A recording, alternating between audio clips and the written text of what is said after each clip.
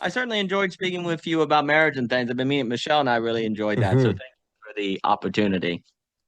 Yeah, it was a really wonderful conversation, and it's in true, I think, philosophy, conversational fashion. It's begotten more conversations and more thinking and reflecting, and yeah, there's so much I appreciated about that conversation. I think something that has been sitting with me is the the idea of marriage as this creative, artistic endeavor, this unfolding, and the partnership as an unfolding, as opposed to marriage as kind of like the destination and the crowning achievement of relationship.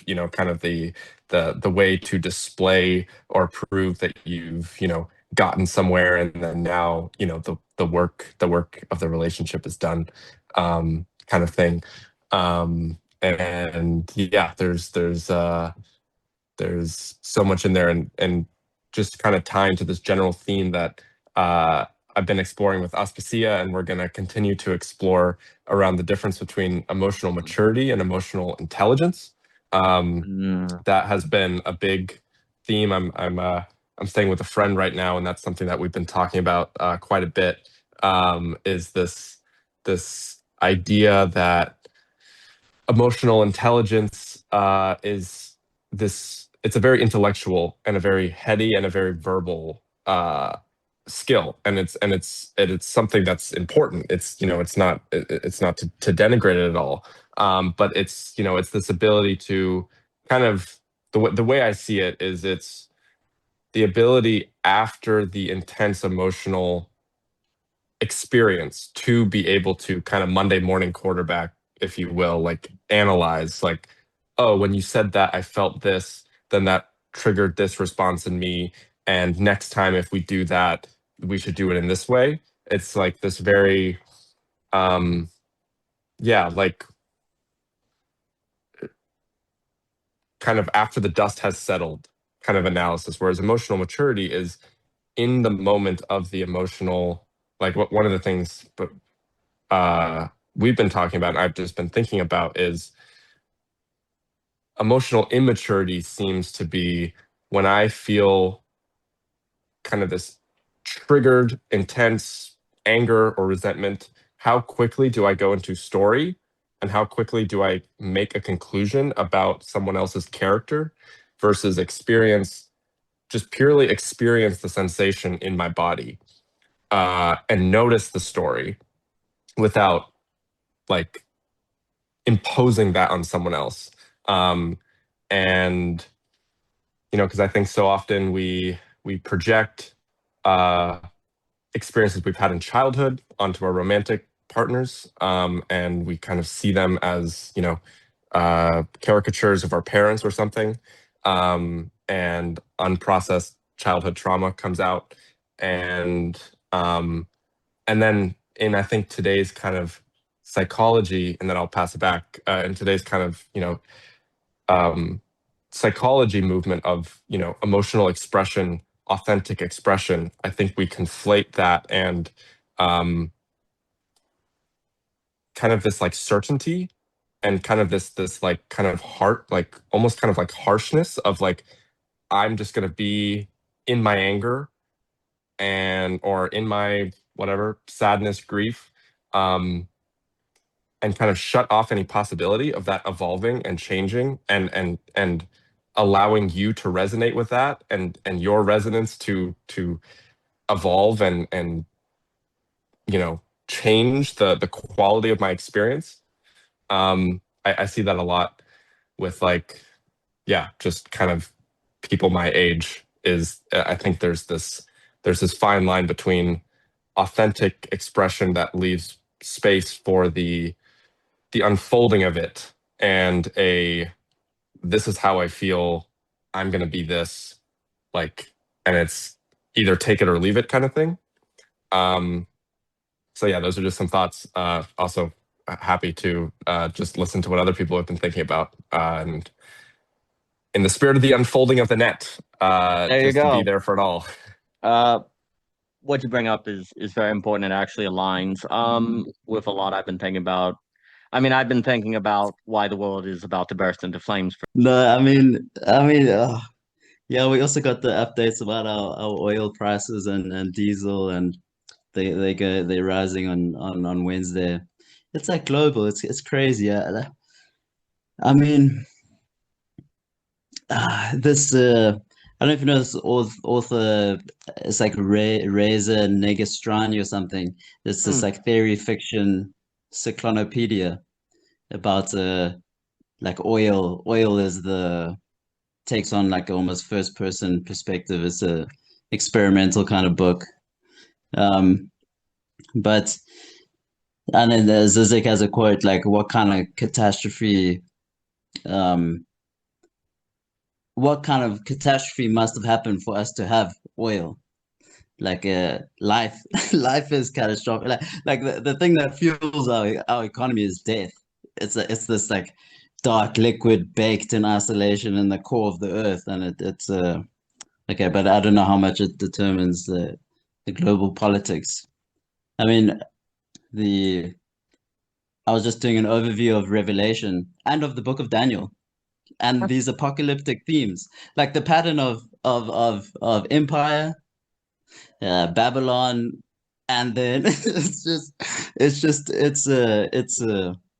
it's right there. And then what do you do when you're looking at it? You just you impotent, or I I don't know. I mean, this maybe sounds like a little bit left field, but I was on a walk today, and we've had a very rainy season. Um, and in the summer season, there's storm clouds.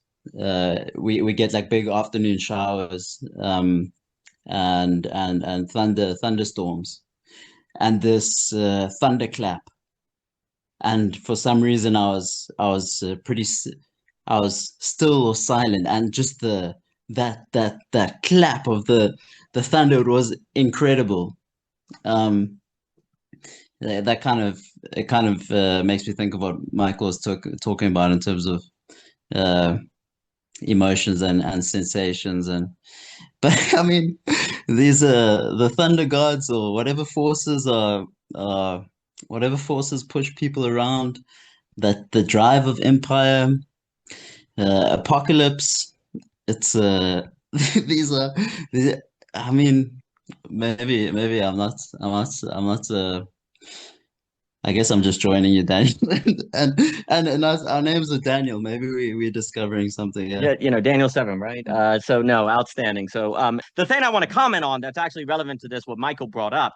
So Michael, like, on that point, Michael and he was bringing up his talk with Aspasia that I highly suggest, and also the talk we had on marriage and the importance of thinking about marriage as this creative act. So the thing, and actually I think it's really very, very relevant to this conversation about, are we, if the world's about to end, why are we here at the net? Kind of thing, right? Like, isn't there a kind of absurdity in that?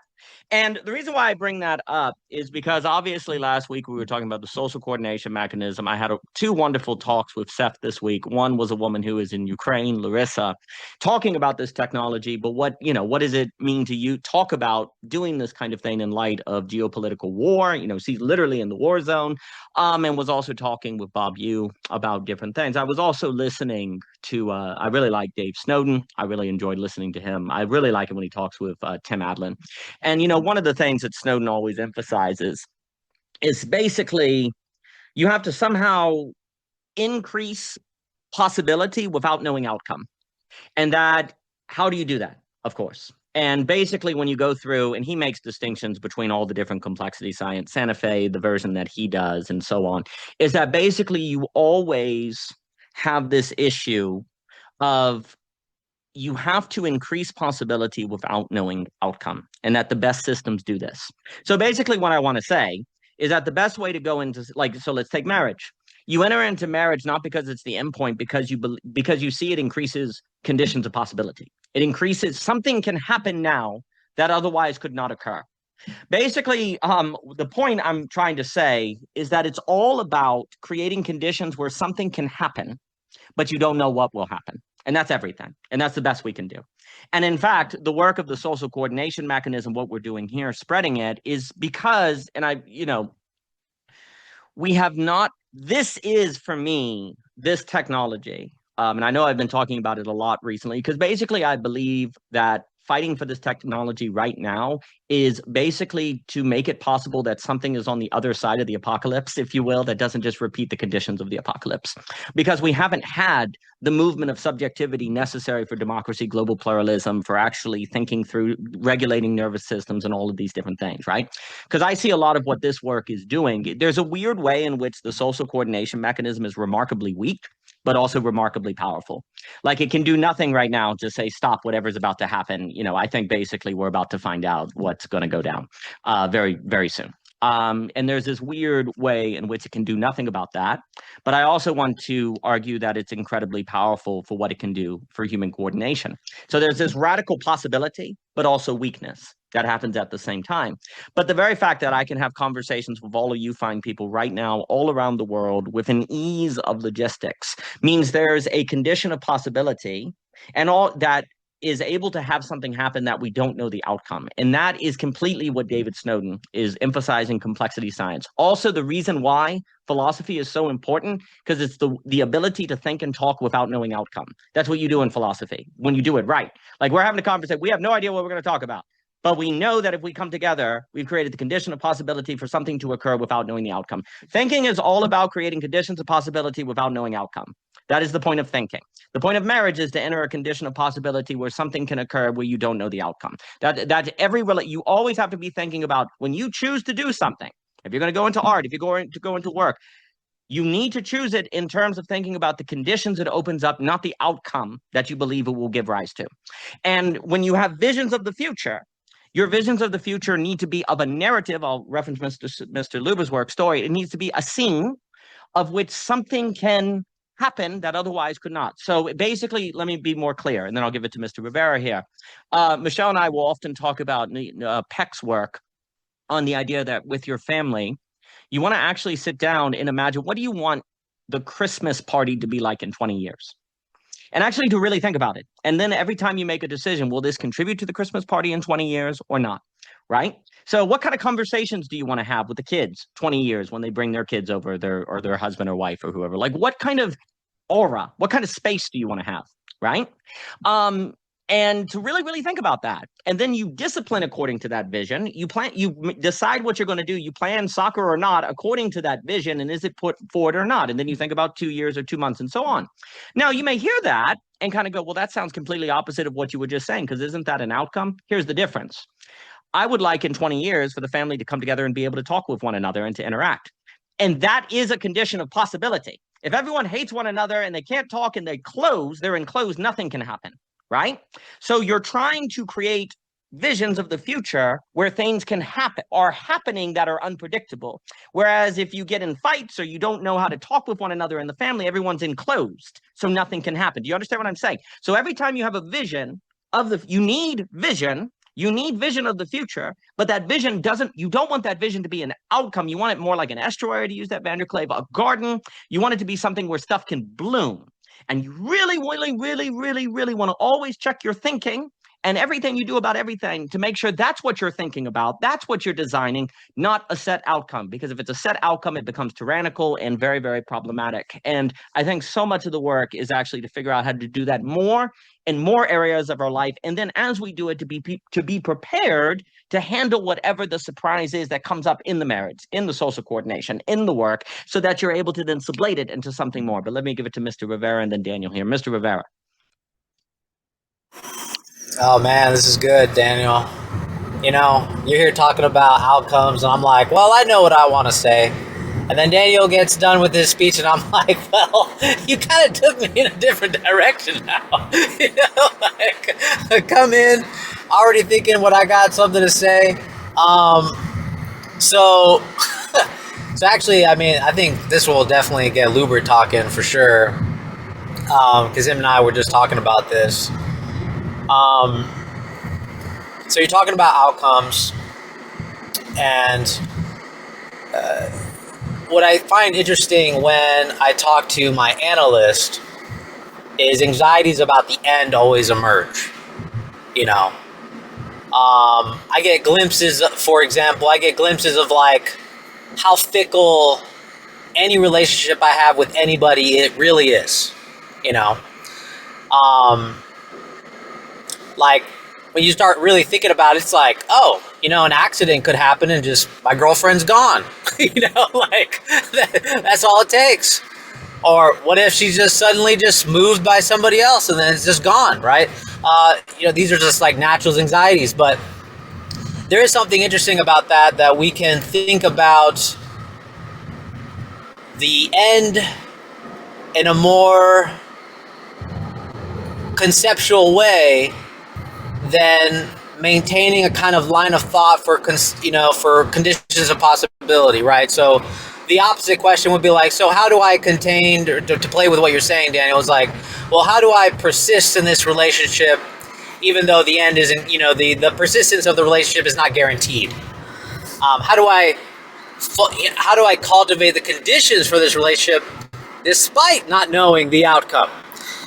And this is something that definitely emerges in conversations with my girlfriend and I. But I remember one day I said, because she's very avoidant about failure, and I am too, except that's more for school for me. But when it comes to relationships, I'm like, well, it's more about failure is going to happen. The question is, what are we going to do when it happens, right? So what are we going to do when the communication starts to stop? What are we going to do when we start feeling there's a kind of distance? What are we going to do?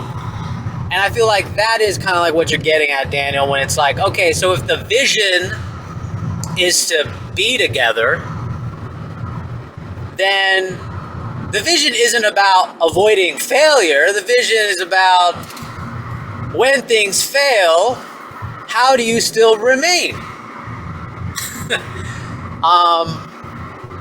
And to kind of keep this in line with what Luber and I were talking about earlier this morning,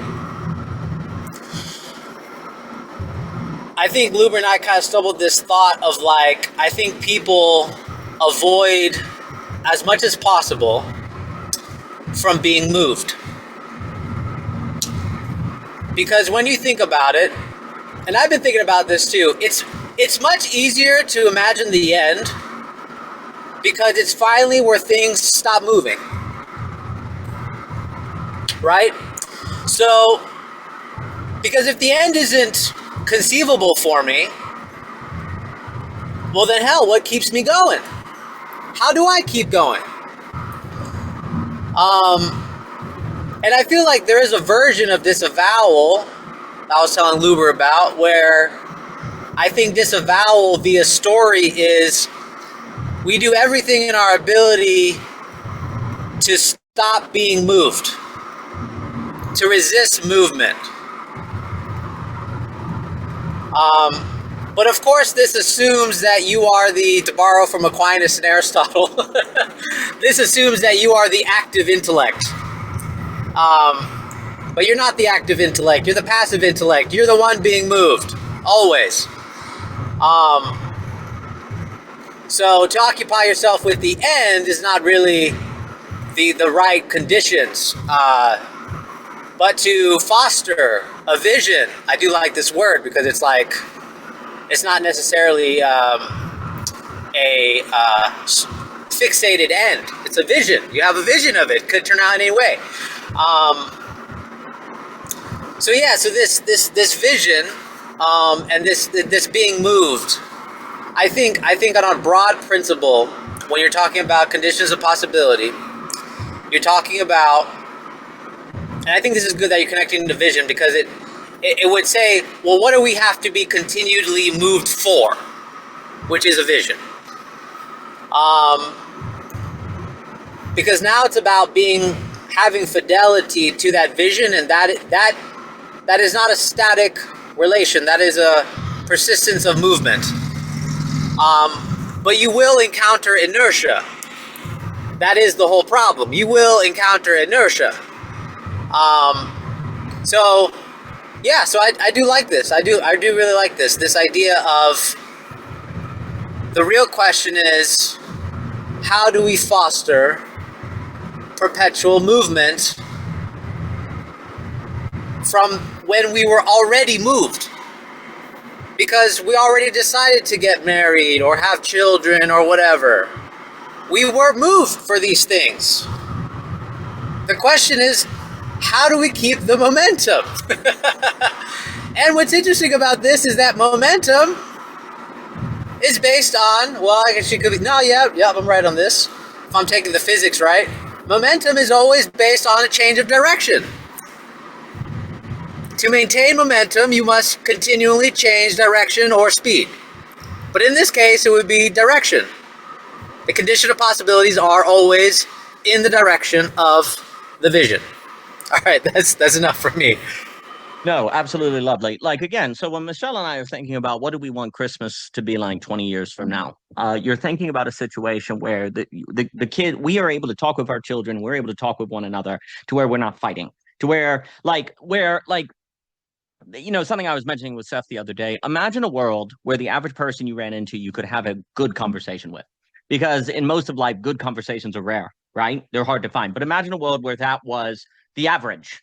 What kind of world would that be? And creating the possibility of that kind of world, we probably want to focus on that before we start talking about utopia or something like that, because that would be on the other side of that, which of course is always a dangerous notion. But anyway, the point is, when you're thinking about Christmas 20 years from now, you want to have a situation where basically when the family comes together, they're not trying to leave as soon as possible because they're tired, or there's this kind of idea that, hey, the kids fight or they have disagreements, right? So what are you doing now to actually maintain or to help with creating the relationship so that occurs? I mean, it makes me think of what Mr. Ebert, thank you for being, like when we were talking about like finding the perfect spice rack, dang it. What is something that people fight about all the time? There's just not a logic in the kitchen. So you're spilling things, right? It's not well designed. So it creates conflict, right? Well, have you made the home in such a way where you're not having these unnecessary things that you're hitting, where it's actually a place of a kind of magic and a kind of smoothness? Because what you want is you want your kids to be able to have net conversations with you just as much as we're doing, to the degree that it is in their interest and their personalities, because that is a spirit of movement. That is a spirit of life, right? And as we're speaking, the phrase conditions of possibility, of course, is a Kantian notion, but we had that conversation about the difference between, possibility and freedom, where actually you find freedom in choice. So basically, also what we're describing is the condition of freedom, almost more than possibility. And the funny move is the condition of freedom comes from a commitment to the choice of the family and to the parent and to the house. You're committing yourself. And so, in a sense, the condition of possibility is sublated into a condition of freedom. And that freedom is the ability to move freely. Like, how many times do you go home at Christmas, or people go home at Christmas and they're like nervous to death?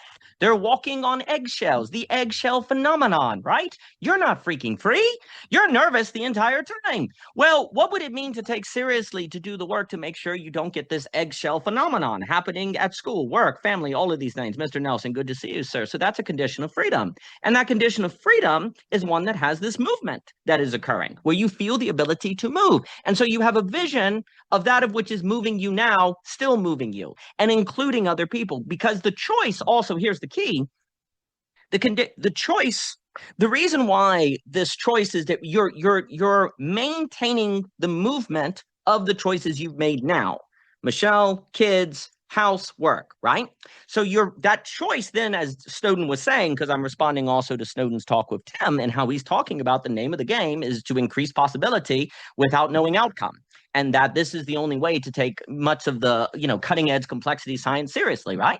Well, how does that look in family, work, et cetera, so forth? So basically, you have to be, what you're doing is you're entangled, right? Quote unquote. You're in these relations. You're entangled in these things, right? Most people, entanglement means weighing down, right? So vision is how you make the entanglement move. How then another word for entanglement that moves, as James Wiggy has taught us, is gestalt. And entanglement is a potential gestalt if it is rightly oriented and experienced, right? So your vision is not an outcome, but it is the conditions of maintaining the freedom of the dance of the Gestalt. And you make your decisions now relative to that. And you do the work of the social coordination to increase the probability of the average person having access to that and creating flows in movement in that different way. But I'll throw it to Daniel here and then Mr. Jock and anyone else. Daniel, please. I hope I don't take it too nihilistically, but there's a bit of like what I wrestle with in this. I mean, it often gets said like there's a work of grief that needs to happen culturally. There's also the larger conversation like the death of God kind of thing. So I wonder how much of the condition of possibility is something like a grieving process, or the generation of a condition of possibility like a soil is the product, or is grief. At least personally, I'm often in this this dynamic, like how much of an end does one allow an end to be, and how much does that how much does the completion of that then set up the next movement? Or am I just, I keep putting like, for whatever reason, like the image is just like boards on top of the piles of shit instead of, yeah, but that's I mean, I've been going through a few overviews of some books in the Bible, like Daniel, the Book of Lamentations, and then Revelation. So like specifically two forms, the apocalyptic literature, which is like then Revelations and Daniel, and then there's the like poems of lament. The Lamentations is a book that has been a really productive reflection for me. In the Hebrew, it's got this acrostic pattern, which just means that it's alphabetic. Like the first two chapters are the lines begin with like 22 letters in the Hebrew alphabet and so on. So the first two chapters are like that. The third chapter is this intensification of that pattern, where there are now 3 lines per letter. And that chapter specifically it starts with Lady Jerusalem grieving. So it's this like personification of Jerusalem in this lady, and she's grieving. The second chapter, it's not too important, but its continuation is probably detailing more. The point that I was getting to was the third chapter. It's the single man who's lamenting. It's the sorrowful, and there's the image of the man of sorrows in that lament. Then the fourth, there are 5 chapters, the fourth, and then the fifth. The fifth drops the rhythm, but there's still 22 lines. But even like as an image of grief, that's pretty. I had underestimated in my life and relationships like the accounting work of a grief work, like taking account of ills, of things that are wrong, of pain, and that there's a methodical, necessary work sometimes for that. But then that movement also from the city Jerusalem, or the people of Israel, or how it's personified with this woman, and then the movement to the single man, which like really localizes, and then it addresses you as the one who's thinking about lamentation or grief. And then how much, like the phrase in my mind this morning was, but would it be enough just to let one death like really touch me? Just one death, like that encounter, and this happens because of the structure of life. Like we have the deaths of close ones, and we move through those in different ways. But because of the primacy, or the I guess the question that I'm kind of raising in the context of the conditions of possibility is like how much is it really abyssal, and grief is like the only the only move. So the social coordination is like opening the pockets of mourning, and our task is like a lamentation.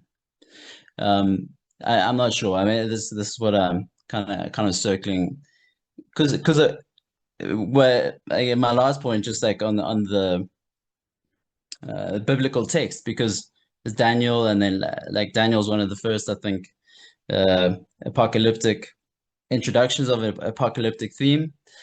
But that's pre the coming of the Messiah. So the apocalyptic expression in Revelation has to be of a different nature. So what's being said in Revelation, like what is that text doing? It's just an image, but I'm just going to include it. Like there's the two prophets who are in sackcloth and in ash, and who are lamenting in the streets, and they also get killed in the streets of the city, and then they resurrect 3 days later. I think that's in there. Then there's the sevens. Is really fresh in my mind. The sets of sevens in Revelation, like with the 144,000, etc. Like the pattern with John's hearing that is he hears it, and then he turns to see. He turns to look. So he hears the 144,000 of the Lord's army, or the elect, or whatever, and then he turns to look, and it's different to what he heard. So that the seeing was the seeing revealed something different to what he heard, and looking at it, it always includes like the lamb, or when Jesus comes, he's already he's coming to battle, like Armageddon, which can then get like co-opted in like the coming bloodbath or something. But he comes to that battle in his own blood, which is now like in the shape of the whole text. It's like it's because like the event has happened. And so now this text is, so the hearing and then turning. Also, okay, I go too far there, maybe too much off the top of the head, but I'm mostly with this question of grief in the context of conditions of possibility, and I don't know where that. I guess that's a very personal question for the choices and the commitments that one has in one's life. Like if you're building a family, that builds into that decision. But yeah, I'm not sure. I think it's an excellent question. I'll throw it to Mr. Jockin and Clayton. Good to see you. I think basically one can correlate that to the degree that they are living toward vision versus outcome has some sort of relationship to the degree that they're exposed to the possibility of grief. Actually, I think outcome is a way to keep out grief. Because, for example, if you're talking about making a condition of possibility where you have a Christmas 20 years, Peck talks about 20 years from now, where you have this sort of life, geopadia, to use Jockin's term with Javier and Michelle, that is happening in the family. Well, then if one of the kids die, that's gone. But if your outcome is to get a raise and to have a nice house and to get retirement, then it is not, you can meet that outcome even if that grief occurs, right? Where the sting of grief is far, far higher and more possible in the vision. But this is also why the vision has a certain power that it otherwise could not. I think basically we exist in a world where our systems, plans, and everything is about avoiding grief. And we're trying to avoid it. Now, you could argue this is what makes people fragile and why they can't actually sublate and work through grief, because they're so, made fragile by the system. But actually, very often, outcomes, if we use that term as distinct from vision in the way I mean it, outcome is precisely that of which you can reach even if there is grief. It is mechanical, it is quantifiable, it is not so susceptible to grief, where a vision is inseparable from grief. And in fact, if you live for a vision that's meaningful, you're going to be doing something probably different from the people around. Your parents may not understand you, your neighbors might not, they might feel like you're betraying them, so it's going to require you to be seen by other people in a manner that will be painful. And then people you really loved and care about are going to be like, what are you doing with your life, and reject you. If you live for a vision, you will suffer grief, and you will suffer it at the hands of the people that you care about most. And you will feel it, and you have to believe that the realization of that vision will have a shine that will help them seem otherwise. But maybe it does not. Maybe they really hate you now because they're seeing a vision that shines and has a kind of purgatorial conviction to it, right? So I think this is one of the reasons why most people don't live for vision, is because they want to not have that suffering, the grief that comes from a change in the quality of relation to people you care about, whether it be through death, unexpected circumstance, the people who you care about thinking you're crazy, because you basically have to do something. Vision will require something radically one of one in particular. It can't be a vision if it doesn't entail this making definitive, as we've talked about before. But if it's radically one of one, that means it's hard to make intelligible. That means you must become less intelligible to the people who care about you. And the only hope is that they are open to that experience of the unknown. But we exist in a world where that hasn't been trained into the average person so much, and there's not the social coordination mechanism to help the average person have that disposition so much.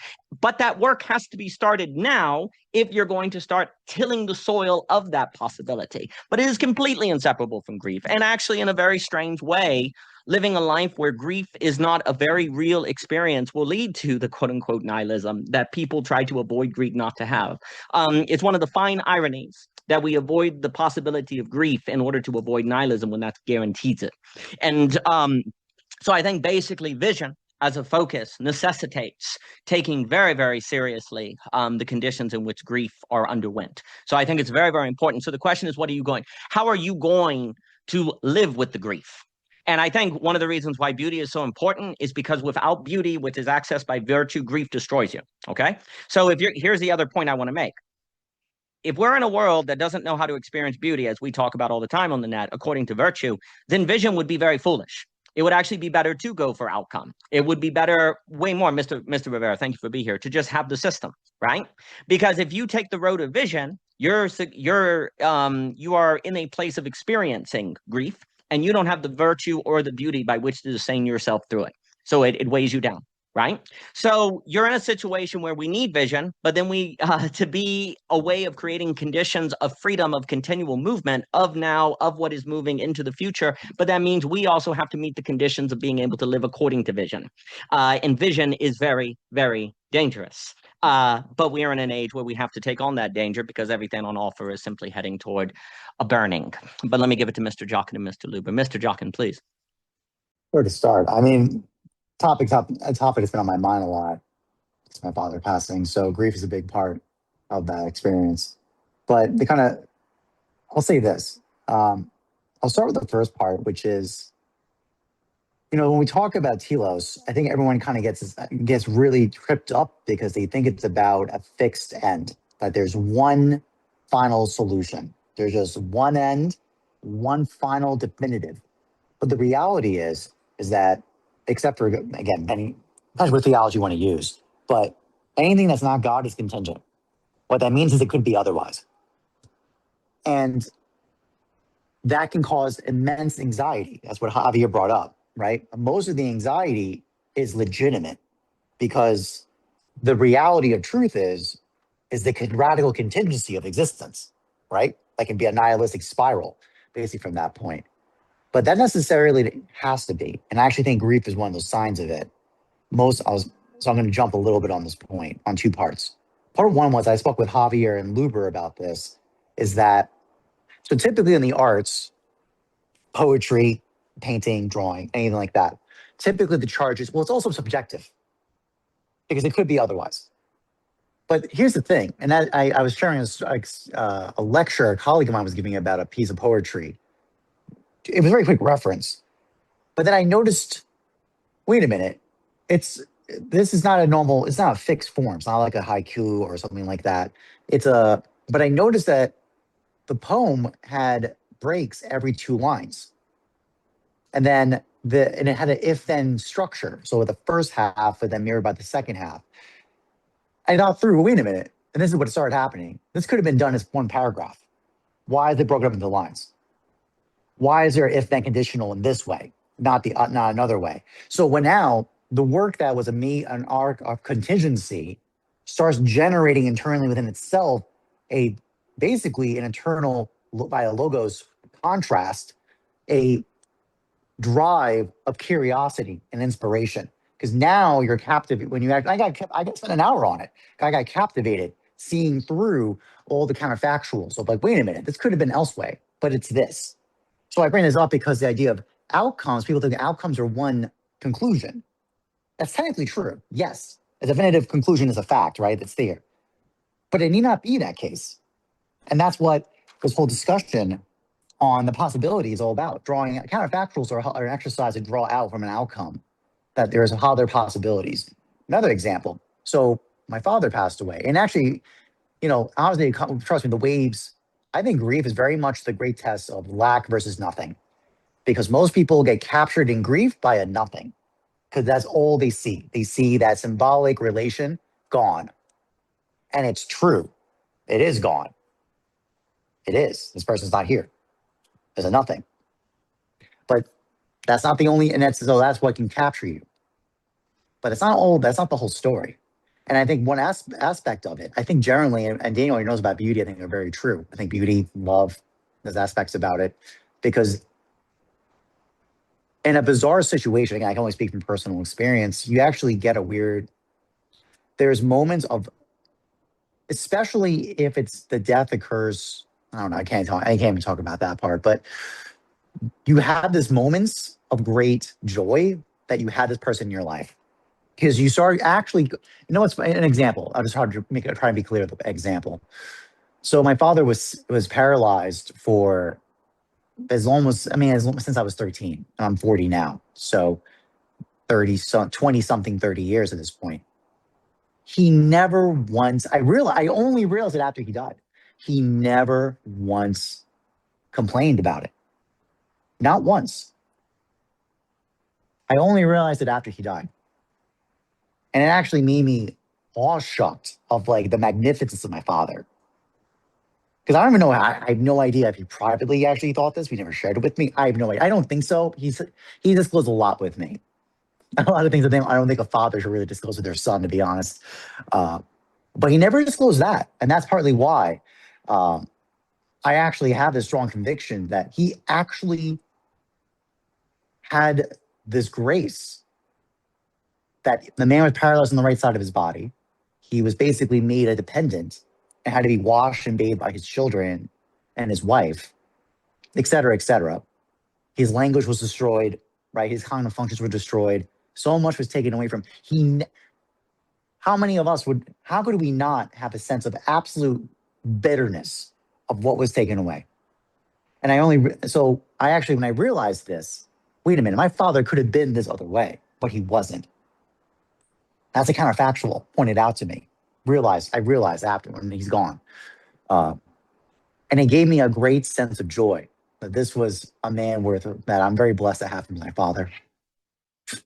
Anyways, I don't want to get too upset about it.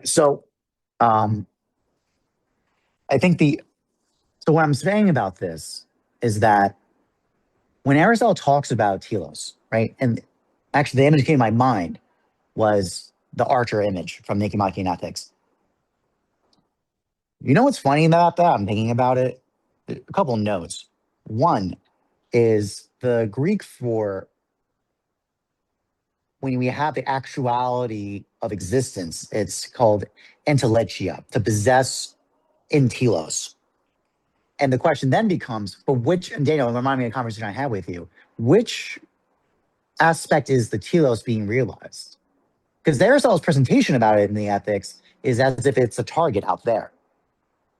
But what about the bow? And the thing is, there's a language of the bow, actually, the bow and the arrow.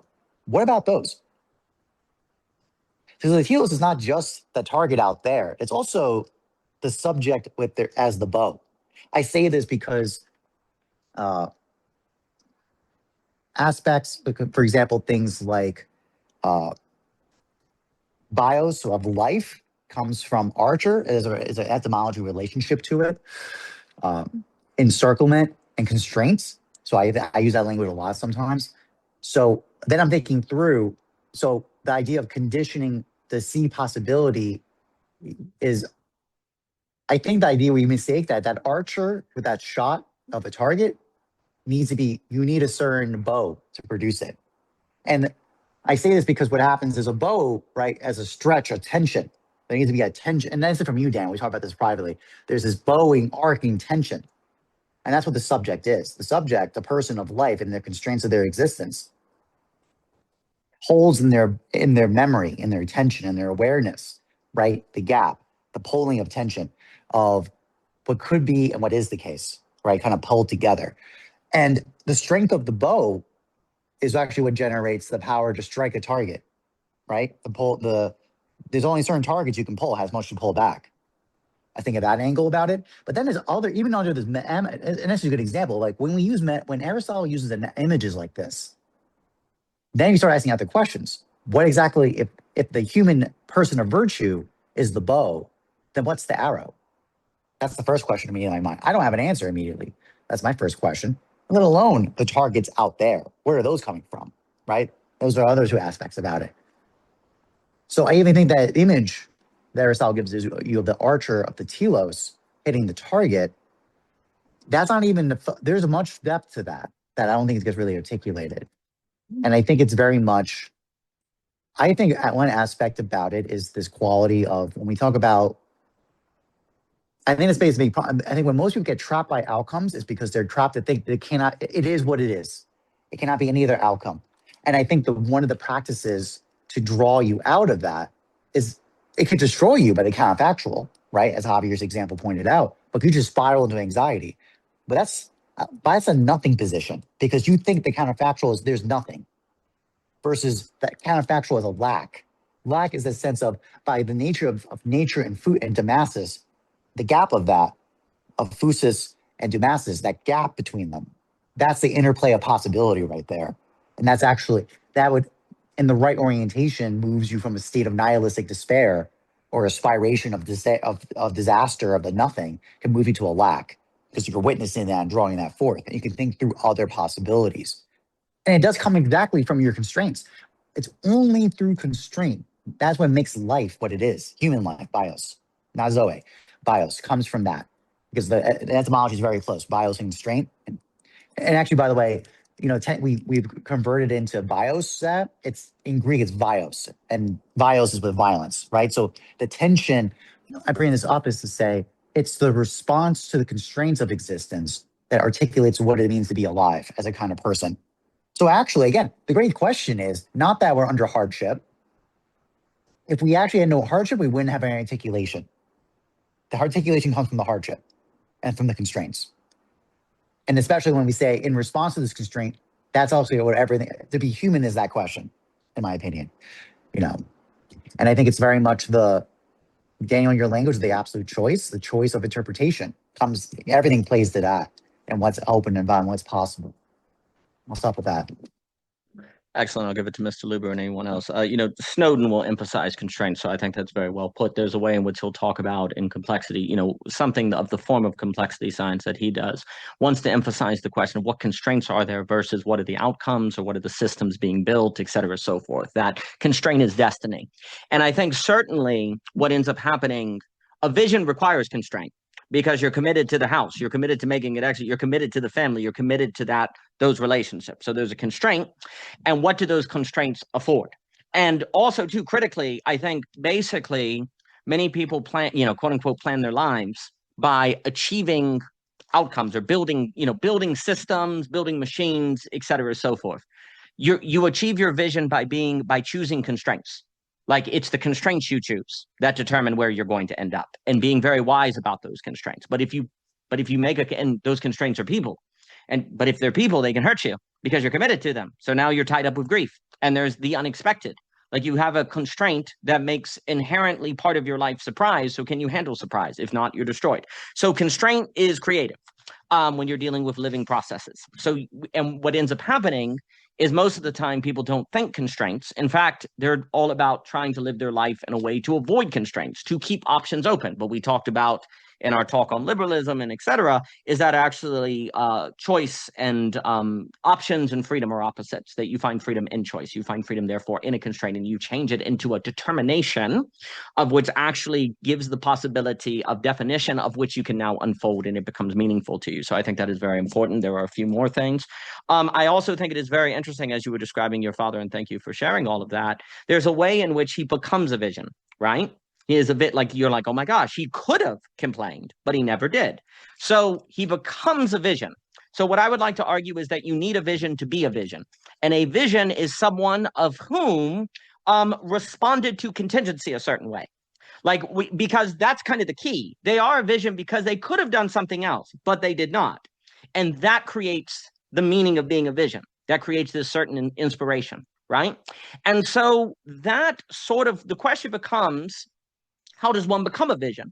Well, that means that you create a constraint. I'm not going to complain when it's very clear that you could, right? Or you create a constraint that is according with your vision to be a vision that then creates a feedback loop of which other people are then inspired, and then you get the people interacting together. And I think also, for me, when you're talking about the bow and arrow, and it could be the case that there are different arrows for different situations, right?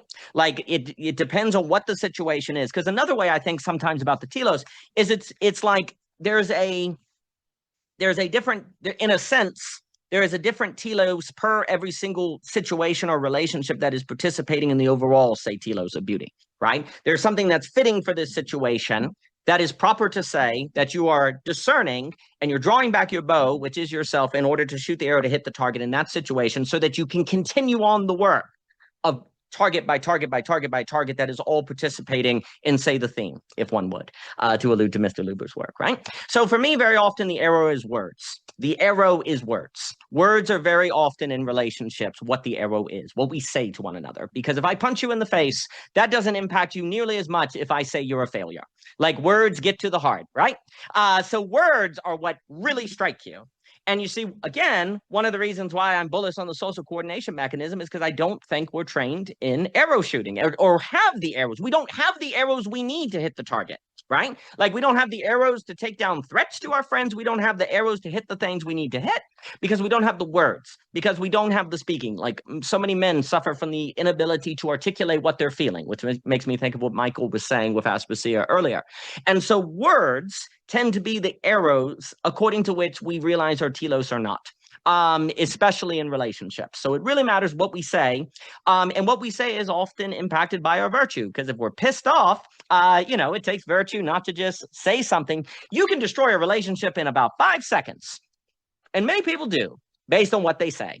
And that then really sets them back on hitting the overall telos per se of beauty, of which is manifest in every possible situation. Now, as just a point that has to be expanded on, I think basically a different situations begin and end where entanglements begin and end, to use Mr. Snowden's relationships. Like not every relationship that you have knows every other relationship you have. And so what is fitting for that set of relationships is different from another set of relationships. And the words you would say different, there can be overlap, but you then have to have the discernment to tell where one begins and where one ends. And that will require thinking, emotional regulation, and et cetera, so forth. I have many more notes, but I will pause and throw it to Mr. Luber and then Mr. Nelson. Mr. Luber, please.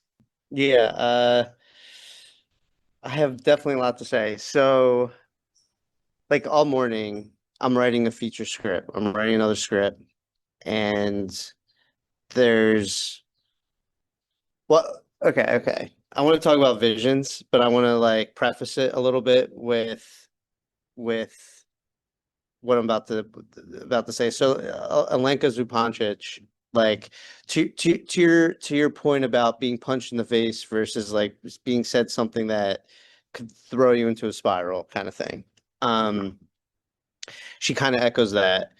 She talks about like in Disavow, she talks about, in the famous Freud dream with Father, can you see I'm burning? It's not, the real isn't the image of the child being burned, right? It's basically the statement is what actually woke up the patient.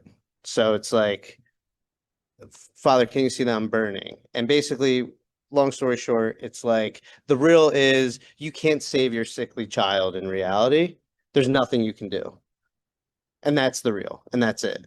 And like, so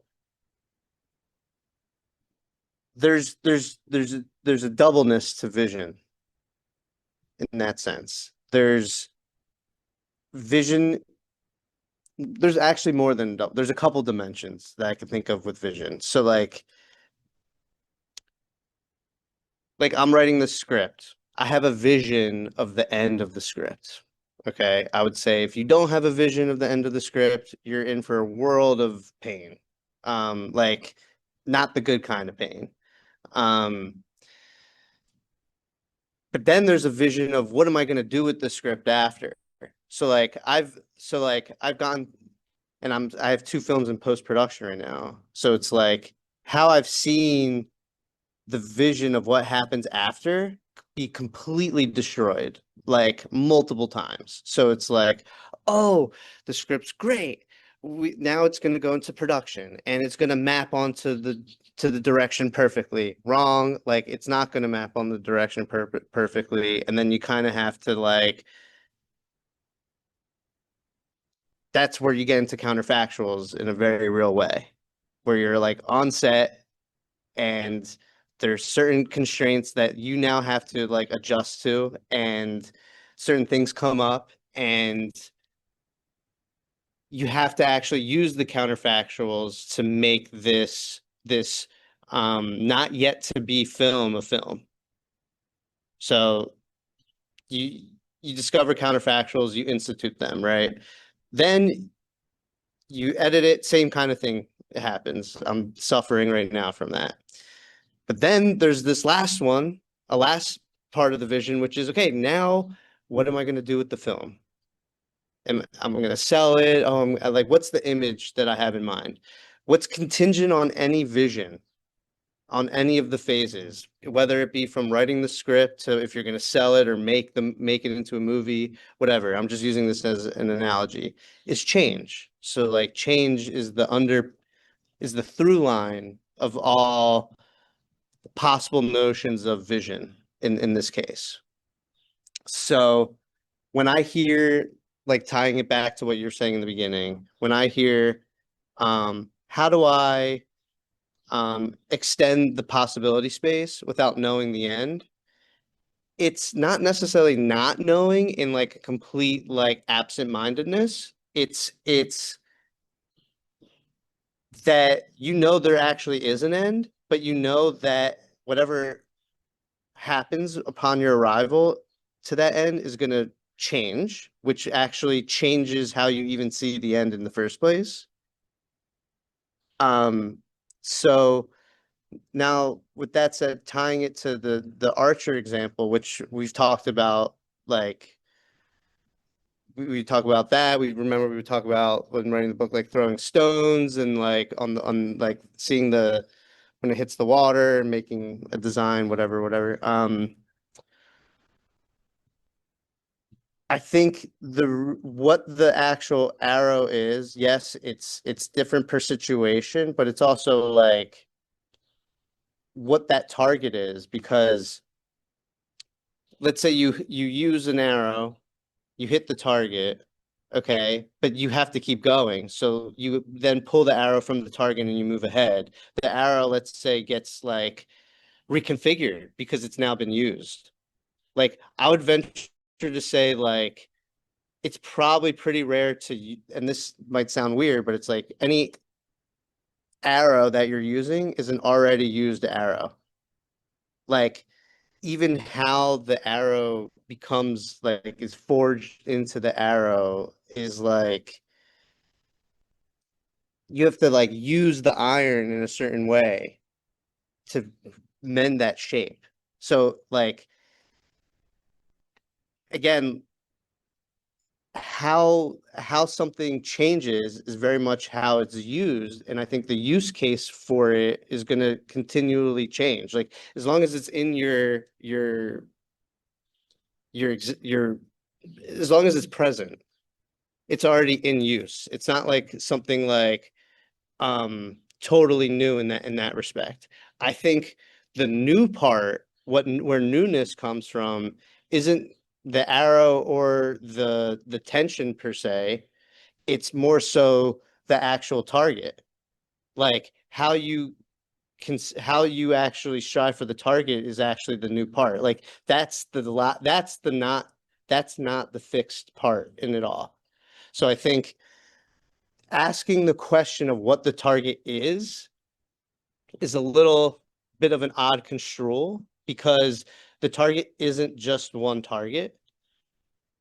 And it's really, if you want to use like an is proposition mode of thinking about it, it's like, how do I continue to change in a very practical sense? So it's like, how do I continue to be an archer while becoming a different archer in time?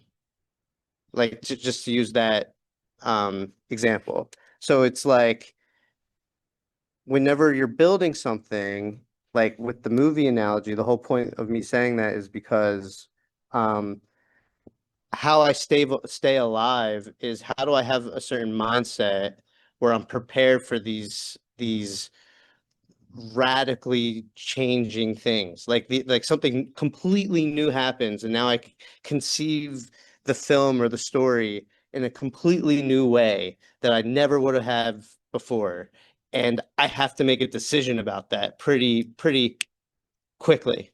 Otherwise, like, it really goes to shit. And you kind of feel like you're walking on nothing the whole time. So like the point isn't, oh, I have this story or this product. And this is why I like emphasize theme so much. It's I have a certain mindset of how this is an existing multiplicity. Like, because this is a multiplicity, what I'm presenting to you is one possibility of what in actuality is a multiplicity. So like, the positive charge of the multiplicity isn't that it's a multiplicity. It's ironically that I'm presenting one possibility, and me as the presenter is aware that it's only one possibility of what underneath it is really a multiplicity. So how do you make change? And I'll wrap it up.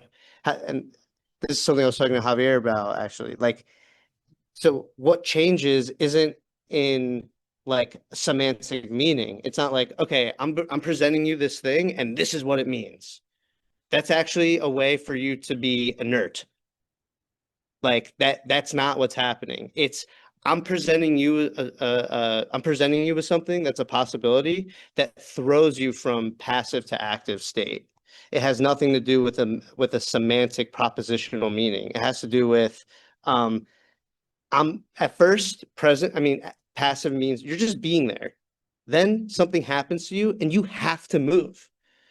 You have to move or you're done. So like, that's the whole point of like you walking on air, is because like on set, if you have to make a decision, it's because if you don't make a decision, you're going to get squashed, and now you're not even passive anymore. You're basically what's virtually seen as nothing, which is really scary.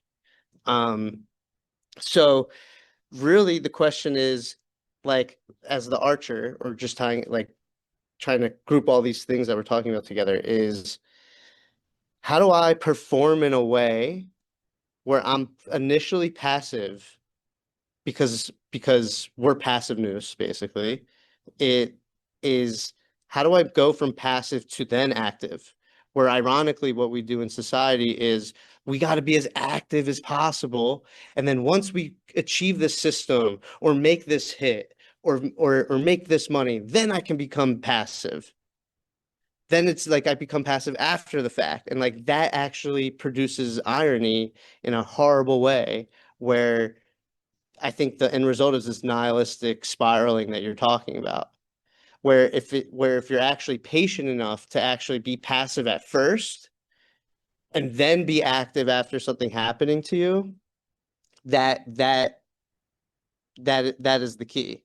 So I think it's just like real change is constituted by moving from passive to active, and therefore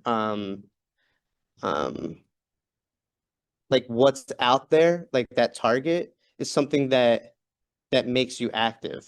So in a certain sense, it's not one answer. It's going to have to be multiple answers. I said a lot. I hope I connected everything well. but I have it in my head, so I can like regurgitate it if there's questions or whatever. No, magnificent. I'll give it to Mr. Nelson, then Mr. Ebert. So there's a few things. So as you were speaking, I suppose like it makes me think about myself, and I would describe like what is telos to me? What do I think of telos when I think about telos? What am I doing? So for me, I'm going to use the term intuition from as Bergson means it, and I'm thinking as you were speaking how Lac, move it like Lacan, Deleuze, Bergson, and what I mean by that is I often think about my job is to go into every situation and maintain the intuition, this feeling of something moving, something unfolding, something is opening, right? Because when you write a story, you decide the constraints relative to what makes the thing feel like it's moving still. Like you have it keeps the intuition alive in that Bergson sense, that sort of feeling of the theme, right? It's not semantic knowledge, it's a kind of intuition, but I mean it more high, in a kind of higher sense as Bergson does. But I'm just going to say intuition for this conversation, right? So why are you making decisions? You're making decisions relative to what keeps the intuition alive, which is a feeling of something here-ness. It is a feeling of almost movement with a capital M, to use a kind of loaded thing, like this is the movement, right? And the reason why I say that is because in my own life, you're often making decisions relative to what keeps the intuition alive. Like when I choose X instead of Y, in X, I don't have the intuition of what to do. I don't have the intuition. There's this sense of the intuition and the theme goes away. Therefore, I should not do X, I should do Y, because that keeps the intuition alive. But it's not the outcome. I don't know the outcome. All I know is that Y keeps the intuition alive and X does not. And therefore, Y has the movement. It has the unfolding where X does not, right? And so I have to do a lot of work to stay attuned. People talk about resonance, alignment, and all of these different things with the intuition. And what's interesting is there's imperative to maintain the intuition because I quote unquote lack, meaning that I can't just non-contingently go into any circumstance and have the sense of the unfolding, the sense of the movement. Because lack, what I like to argue is that lack is the structure of the subject that is actually supposed to realize itself in drive. Like drive is the possible, lack makes possible drive. Because incompleteness thus creates movement and trajectory, but you have to align with the intuition. Mr. Luber, please. I agree with you. I would just say with that particular point that like you never go into a situation empty-handed. You always go into a situation with potential, with material, let's say. So in my mind, it's because it's just simply a different experience than what you were experiencing with the material that you're bringing into the new experience. It always has this like a natural unfolding of, okay, now that I'm entering the new experience, how is the material I brought into it changing with the new experience? So I just think it's like gravity, in the sense of like you actually go into the situation like with a multiplicity that is now the multiplicity is now experiencing something that's different than what that multiplicity was previously experienced too. So the common thread is but my point is that just echoing, like you're not going in with nothing ever. Like there's always, like to use Ebert's language, in my opinion, there's always a valence. Like there's no way around looking at something or looking at the multiplicity without experience. So the experience component is like I would equate to of having valence. Like we're inexperienced, so everything around us must have valence. That I just saw a connection there, so I just wanted to say that. But well, I wouldn't disagree at all. At the very least, you're always bringing history. History is absolute. The history, but it's present absence. You always have material. Like the history is present and absence at the same time. That's the weird thing, right? So also too, like you're bringing something into the experience, but it's here and not here at the same time. And this is why intuition, as Bergson means, or something of that nature seems so important. Because if you try to rationally calculate the present absence, then you make it present, right? You bring it into the semantic, right? So it has to somehow maintain the intuition. And I suppose just from personal experience, you're you're keeping the thread, you're making decisions that keep the thread alive of that intuition of something occurring, of something unfolding. You're making decisions that align with your history, that align with what has come before, of which, of course, that the key then is you're making your decisions on what could keep the intuition alive, keep the movement, based not on your ideas of the future, ergo outcome, as Dave Snowden makes it, but based on the history. Based on the history, and you're using the history as the decision making, as the thing that is the structuring principle, that is unfolding in a new way. So I think history in the past becomes very, very important, because what that does is allow you to have newness without chaos. It allows you to have something unexpected without it being so new you can't relate to it. Because you always have that problem with newness. If it's too new, then it's not even new because it's unintelligible to you, right? So history is the possibility of a newness that you can relate with, right?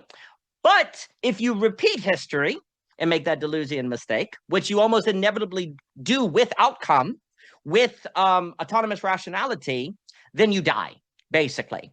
And for me, again, like, why do you do the net? Why do you go to HUD? Why, like, working at Mead Lake, the feeling of the intuition is alive. Where working another job, it goes away. In the net, you come to it's a space that creates of a something here-ness, of a movement, of a thing. So you're making decisions based on the keeping of that intuition with a certain trust that decisions made in accordance with that create or lead to the conditions of freedom, of which an outcome is not predicted ahead of time, but something can emerge that has the particular character of the geopadic, of which then means the movement can keep moving. And for me, the opposite of that is enclosure that I'm always talking about with Michelle. Like, so why keeps that feeling of the intuition alive? Feels like a wrong decision because I feel this closing in that occurs. I've got an angry voice in my head that's mad at the person I work with. I'm inside. I have this internalization that occurs. I collapse, if you will. And you feel trapped. You feel like you're trapping yourself in that angry voice that's talking, or you can't focus, or you can't have attention, or you can't, you feel like a freaking head on a stick, actually. You feel as if you're just a mind and not actually in a world, right? So the enclosure is constituted by a quality of a loss of worlding, if you will. Like there's a sense of a loss of the world. Whereas in following the intuition, there's actually a feeling of a world that affords possibilities that otherwise you would not have. And you're making decisions based on what keeps you in this feeling that the world is actually there and part of you, and you are entangled in it, to use that. So, and that's a good thing, dang it. So then I guess what I'm saying is that going to the bow and arrow, you make a decision about what you do at work, what you do in the family, what you do, et cetera, so forth, based on I hit this target and the intuition stays alive. And the overall telos is keeping the intuition alive, which is also tied to the surprise of beauty, that feeling of the intuition. And again, I'm just using, there probably are better terms, but I'm using that in the Bergson sense. And so every decision, the target that you hit is relative to what keeps the intuition alive. And notice that the intuition is open-ended. So the overall telos of keeping the intuition alive is not a set outcome, of which would be very problematic, but actually keeping alive the ability to create spaces of surprise unfolding and where things can emerge. And that's what you're aiming for when you talk, when you use words. Like, how do I speak to this person where they're more likely to open up and therefore create a condition of freedom as opposed to close down? How do I work, make money, etc., where things open up and there is more of that movement versus close? Because when they close, they go into auto-cannibalism. So I appreciate, I have more stickiness, but I will pause. I will throw it to Mr. Nelson and then Mr. Ebert. Mr. Nelson, thank you for coming today, sir. I hope you are doing well. Thank you. Thank you. It's nice to be here. Some really fascinating threads here. I'm following for the most part. There's definitely some complexity that I'm not fully grokking at the moment, but yeah, I would love to add in a couple perspectives here, a couple thoughts, responses. Yeah, so we have the telos, the arrow, the bow. What is it shooting towards? So something I've been sitting with lately has been, I think you said something just now, Daniel, that the lack propels, that the lack creates the action. I'm not sure that I actually agree with that, and here's why. I think I've been sitting lately with desire. What is desire? What propels action? In my sense and what I want to add into the space here, and it seems like lack propels desire very well. But I want to argue that it's not the only thing that propels desire. And I think something I've been sitting with is like, okay, if what is the goal? Or how do I frame this? I think we talked about I can't remember what it was, vision versus outcome or something like that. And I've been sitting with how do I frame this? Outcome seems to be this very like concretized thing. Like this is what I'm going after. I'm kind of like reducing the possibilities of the future down to this one concrete thing, and then I say that's where I'm going. And my sense is that when that action happens, it actually reduces the desire because it's like, okay, now it's like this concrete thing. Like I don't actually want it that much. And the only in my reflecting on my experience, it's like the only time when that really propels my action is if there's a deep lack. Like if there's a deep lack, I'm very propelled towards outcome, right? But if there's a sense of like love or eros, or there's a sense of like being moved by beauty, that seems to be like a different, the action is coming from a very different place. And so one of the things I was sitting with is like a lot of the like I was reflecting on the last like 5 years of my life, and I was noticing how much my action was just like, I feel incomplete. I want to feel complete. Here's a concrete, specific outcome that I'm trying to reach. Let me reach it. And there's a lot of suffering and pain and like essentially like on some scale, like nihilistic, like meaninglessness that kind of goes with that and that went with that in my experience. And so something I've been really contemplating these days has been,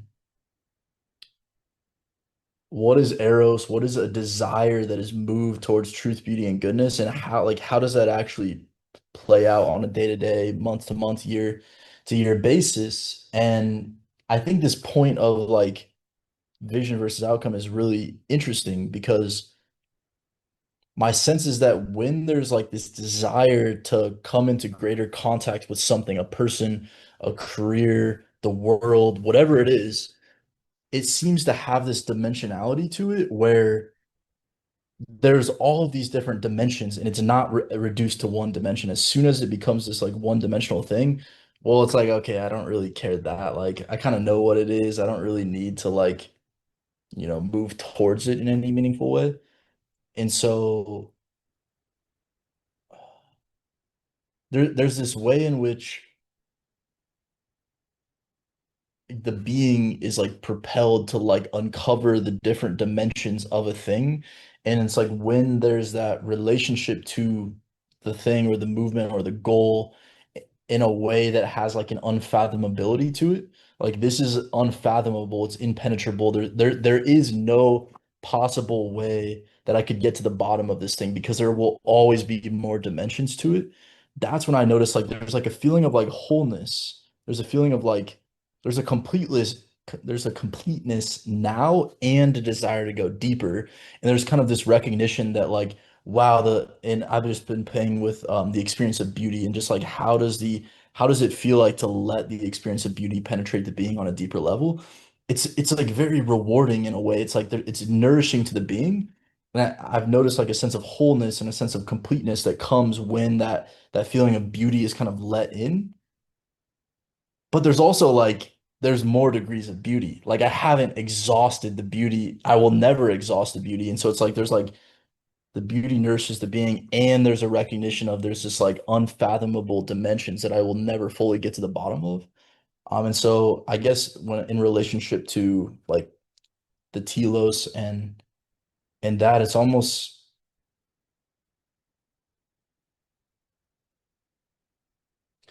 my sense is that as soon as something becomes concretized, like something goes away. And so it's like I have this sense of like the intuitive, like there's a direction here that I need to go in, and I have kind of a sense of what that looks like. But I'm always gonna keep in touch with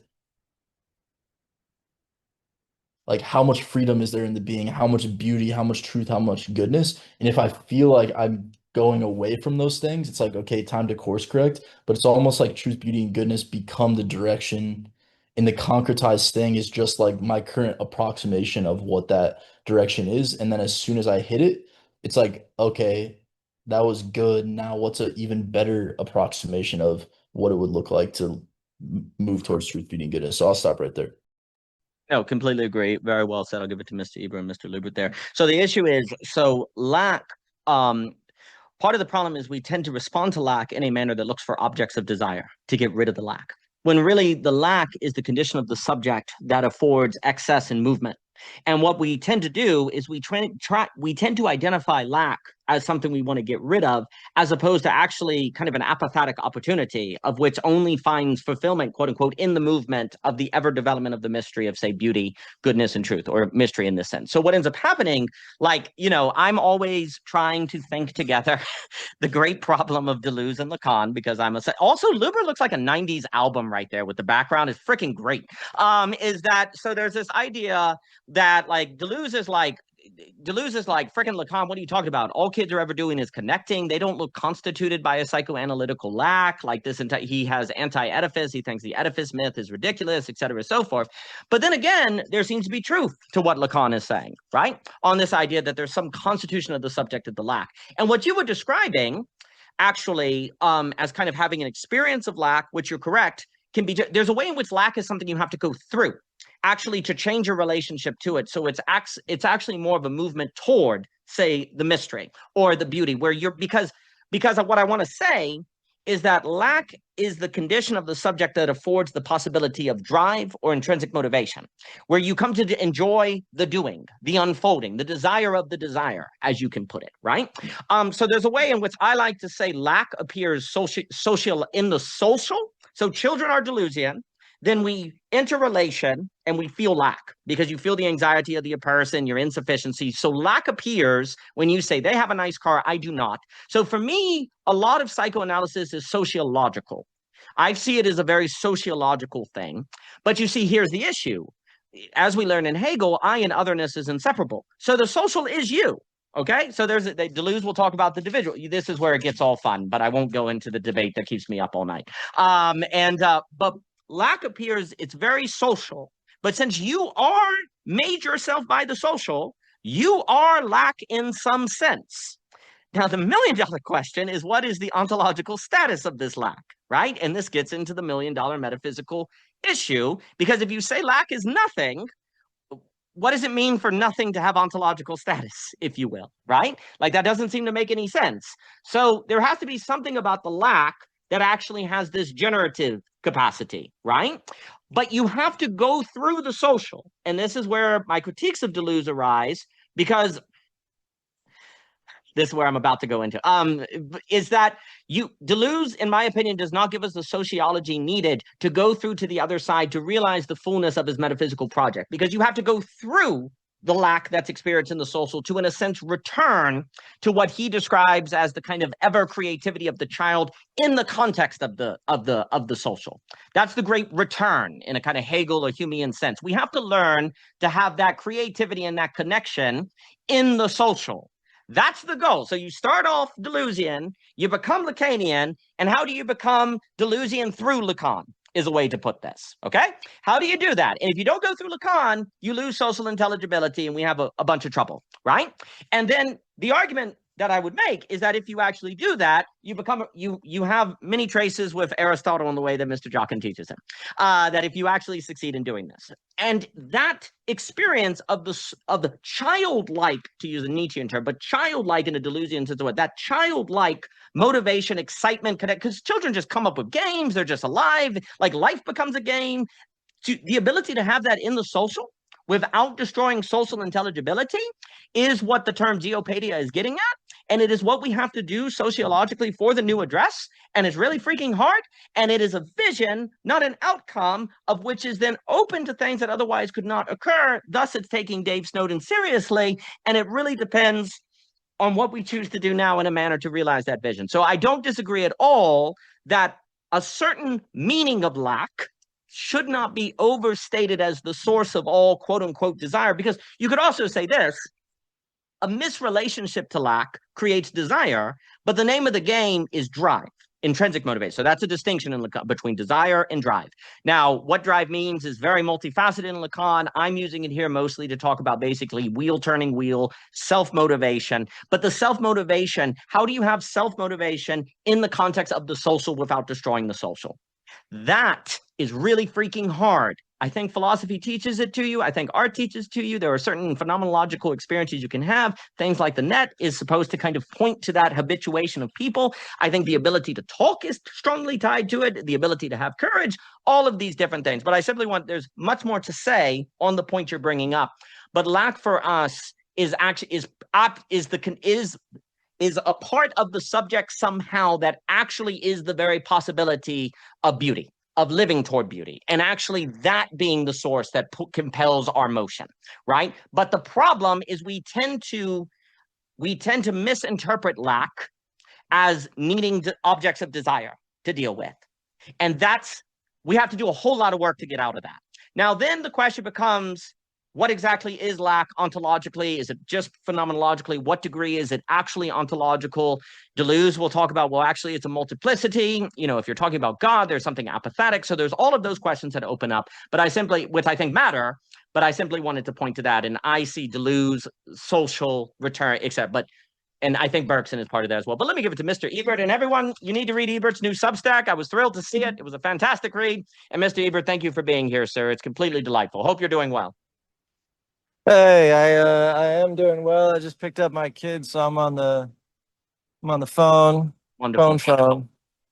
I just wanted to say something about well, first of all, there is obviously something about being inert to inertia. The conversation that when I jumped in had it starting off like, how do you get the inertia? You got to get momentum. How do you get momentum? You got to change direction. But actually changing direction doesn't really have much to do with momentum. If anything, it disrupts momentum. The problem with momentum, the problem with inertia is precisely that it is inert. And if you become self-aware of the inertness of inertia, you feel a lack. So how do you get inertia? How do you become inert? This comes back to the telos issue, is that, well, you make a decision. Well, you don't make a decision. Something overtakes you. You become focused, fixated on something compulsively. You repeat that thing. You enter an attractive, a basin of attraction, and you hit a threshold beyond which you acquire inertia, just like sort of an object in space. And it's a beautiful thing. That success is beautiful. You hit this terminal velocity, but terminal is the operative word there, because it does feel dead on a certain level. And it also feels incredible, right? Like it feels incredibly efficient to be dead. I mean, to be non-dynamical is like the most efficient transcendent mode of existence. That is the zone, when the sense of self and time evaporate and the parietal lobe shuts off or whatever it does, and you lose track of everything, and you are in a full state of automaticity, where you're just in an automatic union with the world. Now, where does will come into effect? Only through the negation of that momentum. So we cannot necessarily actuate or effectuate the inertia. We have to be open to the vectors of relation that may trigger and instantiate inertia. Where our will comes into being seems to be strictly in the negation of a given direction, the ability to say no, the ability to break the inertia. And really the ability to stop. One thing where this becomes super duper apparent, and if anyone here, maybe I know Jock in boxes, maybe the case with boxing, I box a bit, but if any of you have performed or been in performances before, where effectively like you're either in a flow state or you are in an anxious mess. It's a binary. There's no sort of in between. There actually that's not true. There is an in between, which is a bad performance. You can manage your anxiety, which is what before going on stage, I figured this out early on, and I would try and get myself into the most anxious state I possibly could before going on stage, so that I couldn't possibly flourish on stage without letting everything go, completely relaxing and accepting whatever may come, and that state of acceptance generally precipitates a flow state.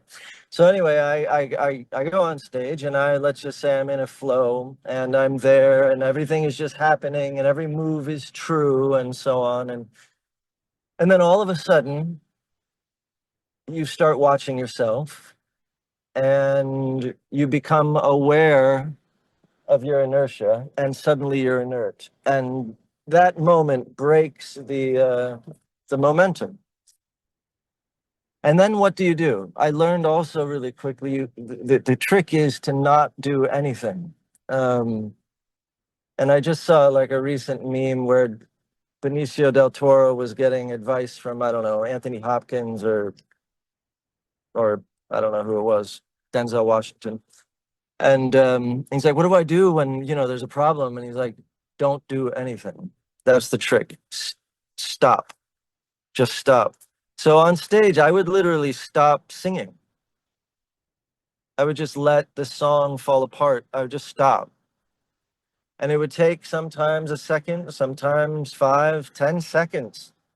And the show would momentarily fall apart, and I would wait until a truthful momentum hit me, brought me along again, and so on. What I was saying no to, my will was exerting itself against a fraudulent action. The idea of being active for activity's sake, and in life, that sort of thing, being active for activity's sake, we get away with it all the time, I mean, half or more of our lives are like that. And we can get away with it. And when we get away with it, when I get away with it, it's very difficult to tell. I can sort of explain it. Well, no, this is truthful. No, I really do want to do this. No, this really is the person I want to be with. No, this really is this job is okay, actually. This thing is okay. This is a decent time that I'm spending. When you have a sort of concentrated, life is a performance. When you have a concentrated performance, where really the difference between truth and falsity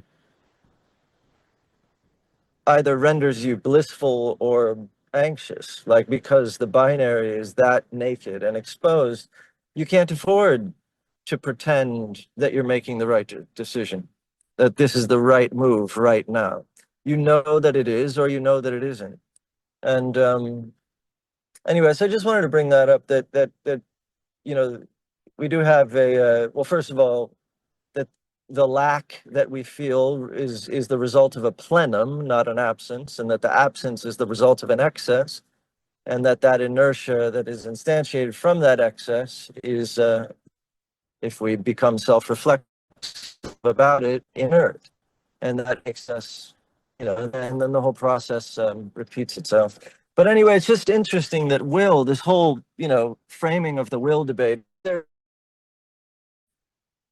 a thought instantiates itself before you're aware of the thought. Well, that must mean you don't have free will, because the thought came in your brain synaptically before your brain's decision for quote unquote you are, therefore you don't have free will. But that's not the framing of the will debate as it should be. The real framing of the will debate is, were you able to then negate that automaticity? Right? So anyway. Outstanding. I could not freaking believe more. I could not agree more. The very something happening before you're aware of it is the possibility of freedom in the negation. If nothing was happening, you couldn't be free. There'd be freaking nothing. Like the negation, this is very important. I appreciate everything you were saying. And Christian, good to see you. So I'm going to say, I really enjoyed speaking the other day. So, okay, so there's a few things. So I love the phrase that you use, something overtakes you.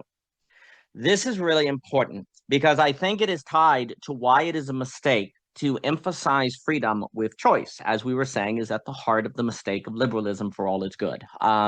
We were saying that at another conversation. So when I think about my own life, did I choose to do fiction writing? No, I was walking in the woods and just stories came over me. I don't know where they came. Did I will them? I don't know. It just came over me, right? And then you chose to negate decisions not to write them because there were plenty of opportunities not to write them because you already, this is the weird thing, when something overcomes you, you already feel a movement, right? And I guess what I was saying earlier with the intuition, what I have in mind is the movement you already feel. Like it's already happening, right? And so you're negating that of which stops it, right? But the other thing you said that's super important is the temptation of false action, which actually has a certain sort of forcing yourself to feel the lack, of which then turns out to be generative. Like that's the weird move, is that the experience of the lack then is the condition of possibility for the surprise of something that is not predicted ahead of time. So for example, like Michael we had a conversation about marriage, Michelle and I, and different things. So as an example, one of the things Michelle and I try not to do, for however imperfectly, is not to have false action. Meaning, and we talk all the time about creating in freaking environments as being primary in this. So overall, what I want to say is that basically there's something about creating vibrant environments or living in a way where you're going through vibrant environments that increase the probability of something overtaking you. And that the great problem of, you could say, modernity is a lack of vibrant environments or movement by which something can overtake you. People are trying to make positive decisions in willpower to make up for the absence of vibrant environments necessary to actually be free. So there's an emphasis on willpower because there's been a loss, in a sense, architecture, environments, vibrancy of environments by which something can overtake us, right? Like it's a big deal that I could walk through the woods as a freaking kid. Like I could walk through the woods, I could hang out in the diner.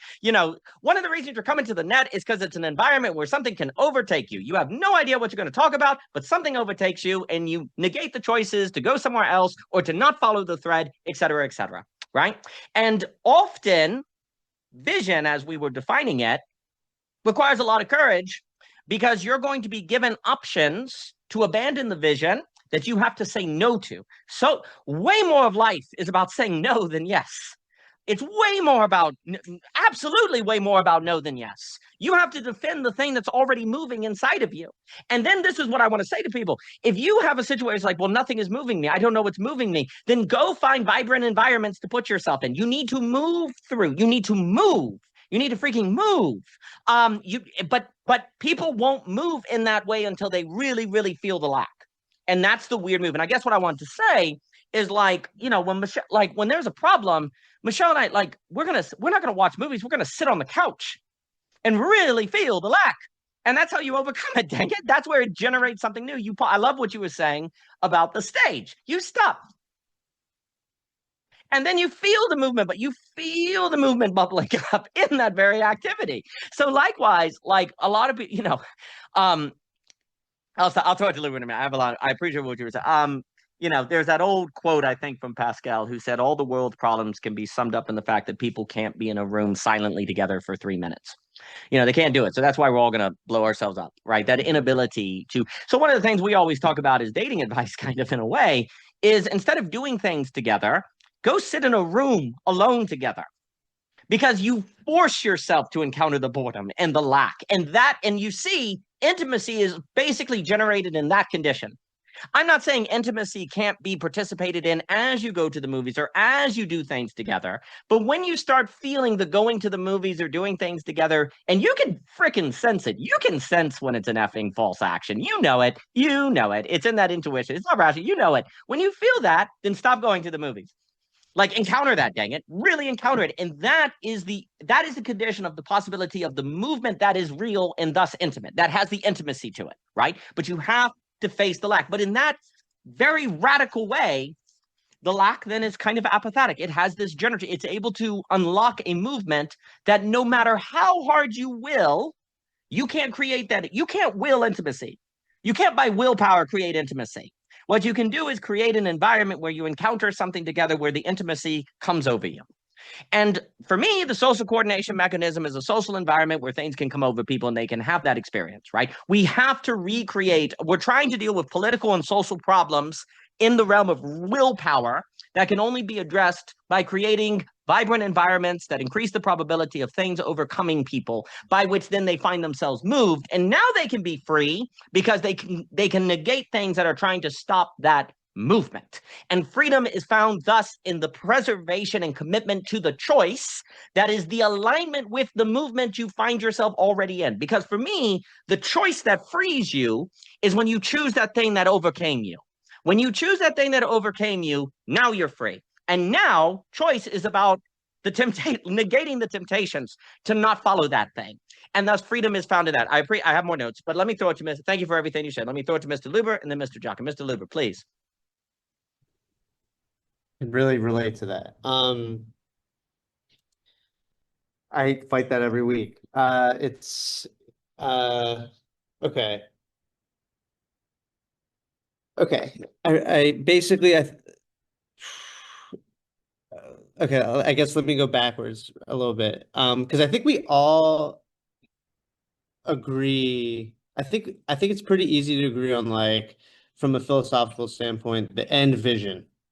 It's like what you just described, I would say everyone probably agrees with. I think the problem arises on, like, how do we actually do that? I think that's where we're really disagreeing with. Okay. So I just wanted to say that before, because what Ebert said was really good too. I just want to point out an analogy difference that I think what's causing the difference here. So when you say you're walking in the woods and, a story washes over you, right? Well, kind of to what I was talking about, like, when that happens, a lot of it is like, that's daunting. Like that, it's like such a daunting feeling, but that feeling keeps coming back and back. And you're either going to have to say, all right, I'm going to have to take on that daunting feeling and figure out how to break the story, because, like, having it wash over you isn't the same thing as, like, breaking the story. And then what you do with that story after, there's all these different directions. There's all these different layers to actually going on an endeavor like that, because very rarely, I would say, I've never met anyone that wants to write something and not share it, or produce something and not share it. So it's not going to just, like, sit on a bookshelf or just sit there. That's not, like, the idea here. So I think, like, I'm going on a tangent. Anyway, I think there's a difference between that analogy and having something already created. Like Ebert, like your example of you having to perform and you getting yourself so anxious about it. Well, it's not like the performance isn't, I'm assuming, and correct me if I'm wrong, it's not like I have no songs, I have no musical talent, and I have to go up and perform.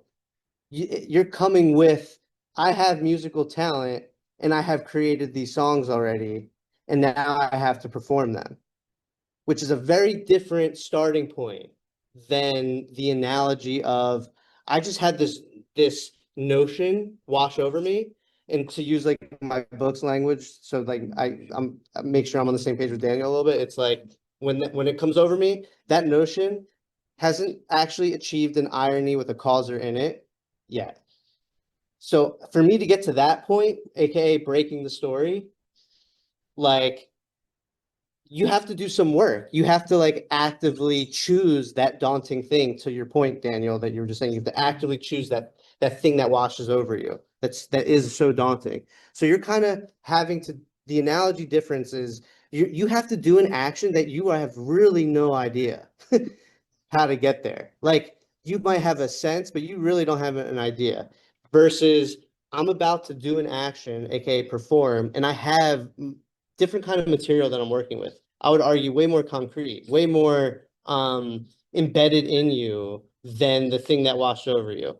Because the thing that washed over you, and this is why I think beauty is such an interesting thing, because the thing that washed over you goes the fuck away. like, I'm sorry, I just realized you're in the car with your kids. Sorry, but like, it just goes away. It goes away, and I probably should hide my joint too, but like basically, okay, sorry, it goes away, and what I mean by that is you don't know, it was so there, and it was like, yes, oh my God, yes. Then it goes away, and then this feeling of you have to choose to kind of figure out the puzzle pieces to kind of bring it back. Like there's a desire to remember the whole of the vision, but the whole of the vision actually goes away, and that's why you're in a state of forgetting, and that you're in this conscious state of forgetting, and that you need to aim. This is where theme comes in. Like you need to aim, orient yourself in a way where you can remember basically the whole vision. And I know that's a bit on the more poetic side, and not everyone likes that shit. But like to kind of like state my point is, if you go off the analogy that Daniel's talking about versus the performance analogy, you get a different you get actually a different way of achieving the vision that we all kind of agree on. Now, if we don't agree on the vision, maybe I'm wrong. Yeah, please. Can I just say something about the I think there's a difference between the artisan and the artist. There is a kind of, oh, I know how to make this shoe. If you want to watch me make the shoe, that doesn't really disturb me because I know how to make a shoe. So here I go performing the shoemaking. Nothing to it. Performing, and you write screenplays. An actor doesn't think to themselves, oh, this is a piece of cake. Why? Well, because it's already written for me. Oh, so the performance is just there? You're going to be able to cry on cue. You're going to be able to emote. You're going to be able to move the audience into realms they hadn't considered. You're going to be able to transcend the medium. Yes, you can strike notes on a piano, and yes, you know chords, but can you come up with something that actually moves the spirit? And particularly as a frontman, as someone without an instrument, except, I have my voice, but my voice isn't particularly good. So what do? I don't know. Every time before I go on stage, there is an inaccessible imaginal realm that I have to somehow unlock. And every time before I go out there, I know that the only portal to it is relaxation, is giving up, I should say. Not even relaxation, it's just giving up. Yeah. Like, consequences be damned, sort of like whatever. And anyway, so I do think that there's a difference between the artisan and the artist in that sense. If I was just a guitar player in a band and all I had to do was play the chords, I might feel differently. But my experience is like, I have to access the charters of the gods. I mean, it's like a fucking vision quest every time. It's exhausting and fun and all, but yeah. I think in that sense, the proper metaphor would then be, you're basically a director and actor. Like you're the writer, director, and actor. You're not just the writer. You're not just one of the parts, like the guitar player, let's say. So like in that sense, I could see the analogies being a lot similar. I've only done that thing one time where I like wrote, direct, acted, and like I would say I didn't even really direct. Like my co-director really directed it. Like I couldn't actually do it. So I would ask, basically, there's this, when you're in that mode of performing, like you're no longer just like the person who like wrote the song, etc. You're no longer like the other parts that went into making it possible that you're performing in the first place. You're like so sucked into the performance. So like, yeah, go ahead. I'll just say one last thing, which is about the reason why I basically quit performing. I became too good at it. That's why. Like I literally I ended up getting to a place where I was like, oh, I know how to do. I now know how to do the thing. And now it's not fun anymore. Like now I feel like I'm literally tricking people. Do you know what I mean? Like Yeah. now I just feel like it's just a trick. And you hear really like my mother is an actress and she teaches at the Actors Studio and she's just 84 and still doing plays. And I ask her about these kinds of things all the time. And it's just like, at this point, I think that's why acting is sort of in some ways so much more continuable without sort of existential risk, is that you're like, sure, yes, you're an artisan, but you're constantly doing these different plays. You're not representing yourself over and over and over again. You're inhabiting different roles and so on. And yeah, it's a trick. And yeah, when you're crying, you're not really thinking about the death of your husband. You're thinking about like literally fucking a cup of coffee or whatever makes you cry in your acting class. And it's all just smoke and mirrors. You know, like I can't remember what actor started like a little Adam Driver recently was like, it's not an actor's job to feel. When I act, I literally don't feel any of the emotions you think I'm feeling. It's not my job to actually feel. It's my job to make you think I'm feeling something. And as soon as I got to that point where I was like, oh, I now know how to do this, I was done. It was over. I was like, oh, okay. Well, the inertia turned into an inertness. The velocity went terminal, and it was over for me. So anyway, I think that, you know, and that's the point at which it's like, okay, well, you've mastered something to the point where it has disappeared for you, or appeared as an inert object. You're no longer inside of the whole. You now see the whole as a consolidated object, and then you move on, or you don't. And you capitalize on it and you make a business out of it. But Right. That's what, because I'll just, I'll pass it off. I'll just say like, I'm assuming like when you said I'm done performing, you're financially like able to do that to some degree. Like in my mind, it's like, I feel like I did that in terms of breaking stories, but I'm not rich. So like, I'm like, shit, I gotta lean into this. Like I'm fucking good at it. It's like too easy. So like, I just need to lean into it until I make enough money, and then I feel that. But like the point of me saying that, I guess, is like the lacking, like not. It's a different vantage point of being like poor, and you feel like you broke it versus you're well off, whatever, good enough, and you feel like you broke it, and then you like departure. I would like in terms of mapping it onto like where we're at right now. It's like with the relate like because I know Daniel's tying it back to basically the economy and sociology. It's we're at a point where like we don't feel like we could get rid of capitalism. Like we're not secure enough or whatever that means in that context to get rid of capitalism.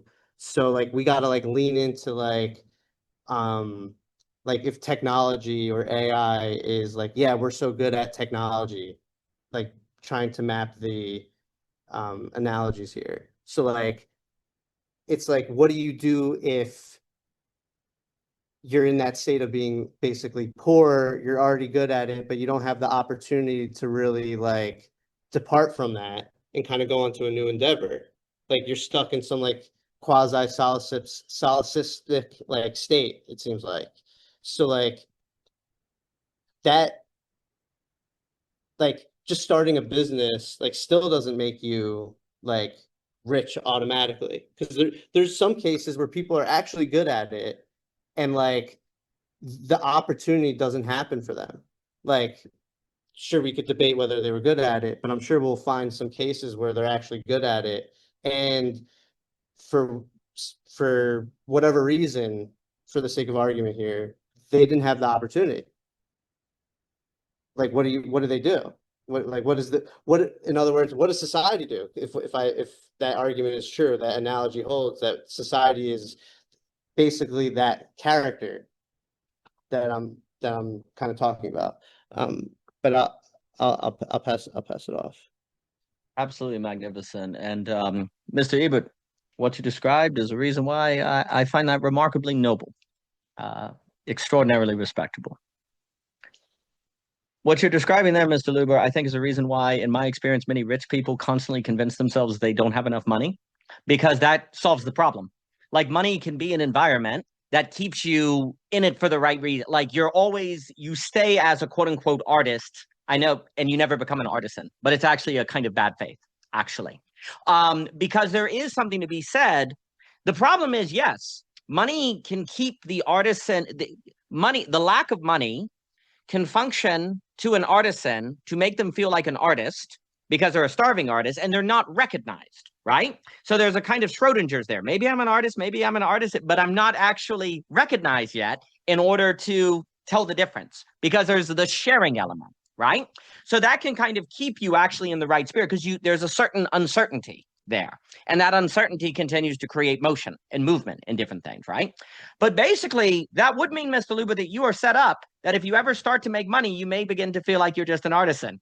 So that means you have to be thinking about that problem now and actually begin thinking about what kind of environments are available by which you can return to the feeling of being an artist, or what would be needed, right? Because the day will come, because I believe you'll be successful because you indeed are such a master at story, but that means you've got a problem coming. You've got a problem of feeling like an artisan and no longer feeling like an artist. And what will you do then? And that's where you could begin sort of say, well, I don't have enough money, or I don't have enough Oscars, or you'll create some sort of lack by which to put off facing the reality that you don't have the ability to access the artist space, right? That this current environment you have doesn't afford that. But I actually think it's really important to think that now. And actually a lot of work for me, so let me use that language, because I want to, I think this is actually very, very important. So I'm going to define artist as kind of the manic meaning that Mr. Ebert has talked about, where you're in that state, right? The artisan is the craftsman. And Mr. Ebert has said in the chat that there's nothing wrong with being an artisan. And that's 100% the case. There is nothing wrong with being an artisan, right? But there may be something wrong to you as a subject if you don't feel like an artist anymore. And that, I think, happens to people, right? And they may take drugs or whatever to repress it, or to distract themselves from it, right? My vision for 20 years is to not have to do that, as we were talking about earlier with the family, right? But something very important has been brought up. There is something about the artist and the artisan that are in an unstable state, okay? Like, the artist tends to slip into the artisan, right? And it almost, like, there's this problem here. So what I want to say is that when you start, like Mr. Ebert is describing, starting to feel like an artisan, so performance sucks now, that problem is strongly tied to a civilization that lacks different, diverse, and vibrant environments by which you can rediscover the feeling of an artist in a new way. Because, like, so for example, if we have the social coordination mechanism and you're the professor, I'm just making an example, who have given 5,000 Sardian lectures or whatever, and if you've become an artisan, well, jump on the social coordination mechanism. You might finally feel like a philosopher again, dang it, because now you're in a space where you could be surprised and the feeling of excitement can come back, right? So one of the issues is that if you have a society that lacks social coordination, then it becomes much more difficult. Like, what ends up happening is the artist becomes an artisan and that's it. They have to quit. But if there were different ways of socially coordinating or different ways of working together, then actually you can find new ways to return to that feeling of being an artist, right? Or you could more easily transition into something like philosophy, for example, right? Because the lack of money is a kind of environment.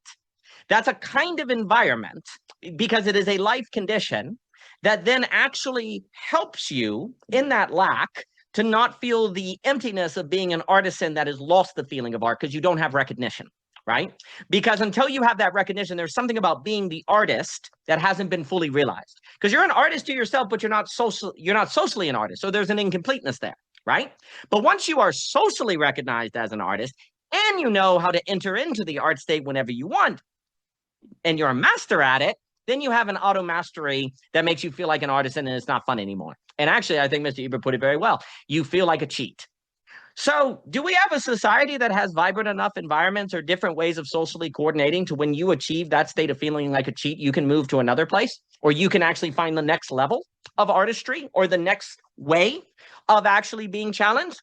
This is a problem of impoverishment of environments. This is a problem of an impoverishment of ways of coming together socially, which I think is strongly tied to a lack of a social coordination mechanism in freaking history. We haven't had it. Now we do. We had a pricing mechanism. That's why capital has gotten so fast and is a problem, not because capitalism is inherently a problem, but because we have a pricing mechanism without a social coordination mechanism to have the same speed so that they can dialectically work off one another. So you get overfitting on the side of materialism, if you will, right? But now we have a freaking social coordination mechanism. So now we want to do the work of coming up with as many vibrant environments as we possibly can so that people who achieve artistry and fall into artisan have new ways of coordinating to return to that place where it's not boring anymore.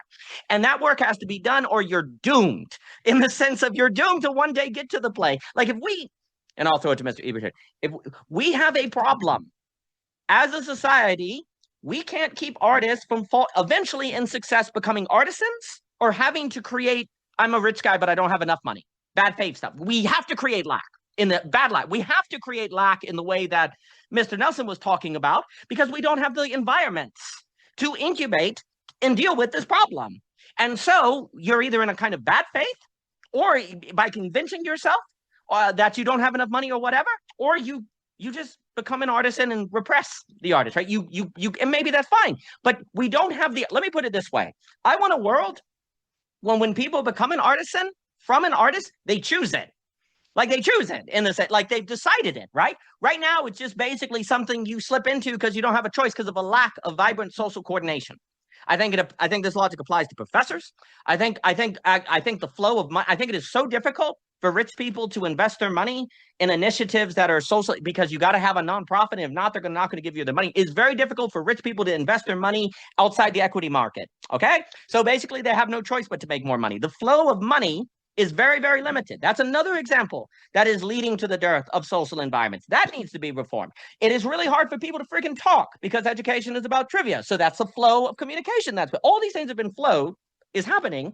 And as a result, these inevitable problems of the artist falling back into the artisan, the philosopher falling into the professor, the businessman who's really interested in building up their community just being about making money now, we have a society that makes this basically inevitable.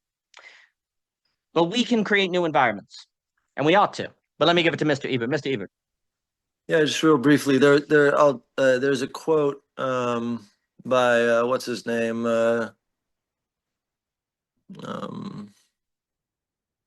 God, why am I blanking on his name? He produced every Quincy Jones, and he said you need to leave enough space unproduced, essentially, to let God in the room. And this is something that I did. The way that I was able to prolong my experience with the whole Edward Sharpe thing and being on stage every fucking night was playing with constraints. I refused a set list. We never had a set list. My band hated it. My manager hated it. Sometimes it resulted in a disaster. But the very best moments that we've ever had are also due to that gamble. I mean, really, really, moments that will live forever on YouTube until there's a solar flare and all digital shit is wiped out. But it produced the greatest moments that we had. I would also, play with form. I pretended I was basically James Brown. I would completely change songs in the middle of the song. I would tell everyone, I'd drop everything out except for the piano, and then tell them to move to a different chord, and we would write a new song live in front of 40,000 people. And sometimes it was bad, and sometimes it was amazing. Mostly it was amazing. And that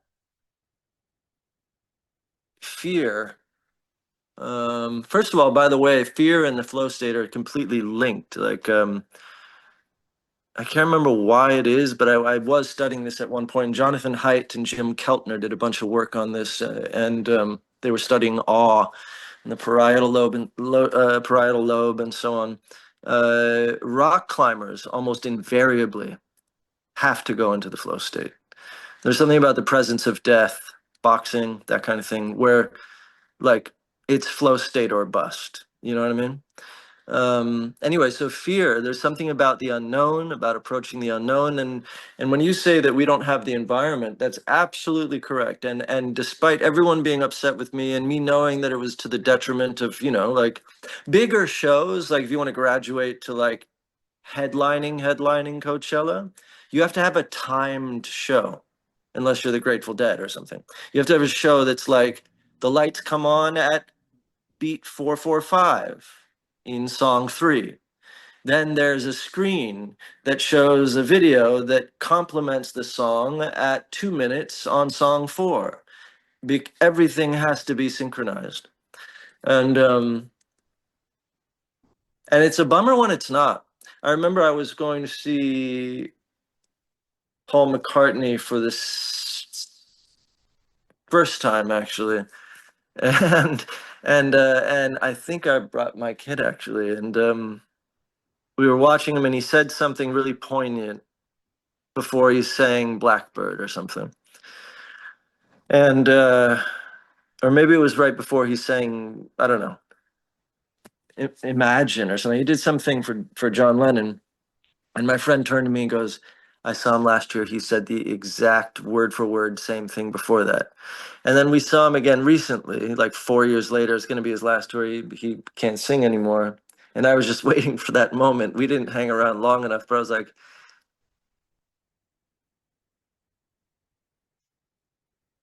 you feel duped. And trust me, when you're on stage doing the duping, you feel like you're duping.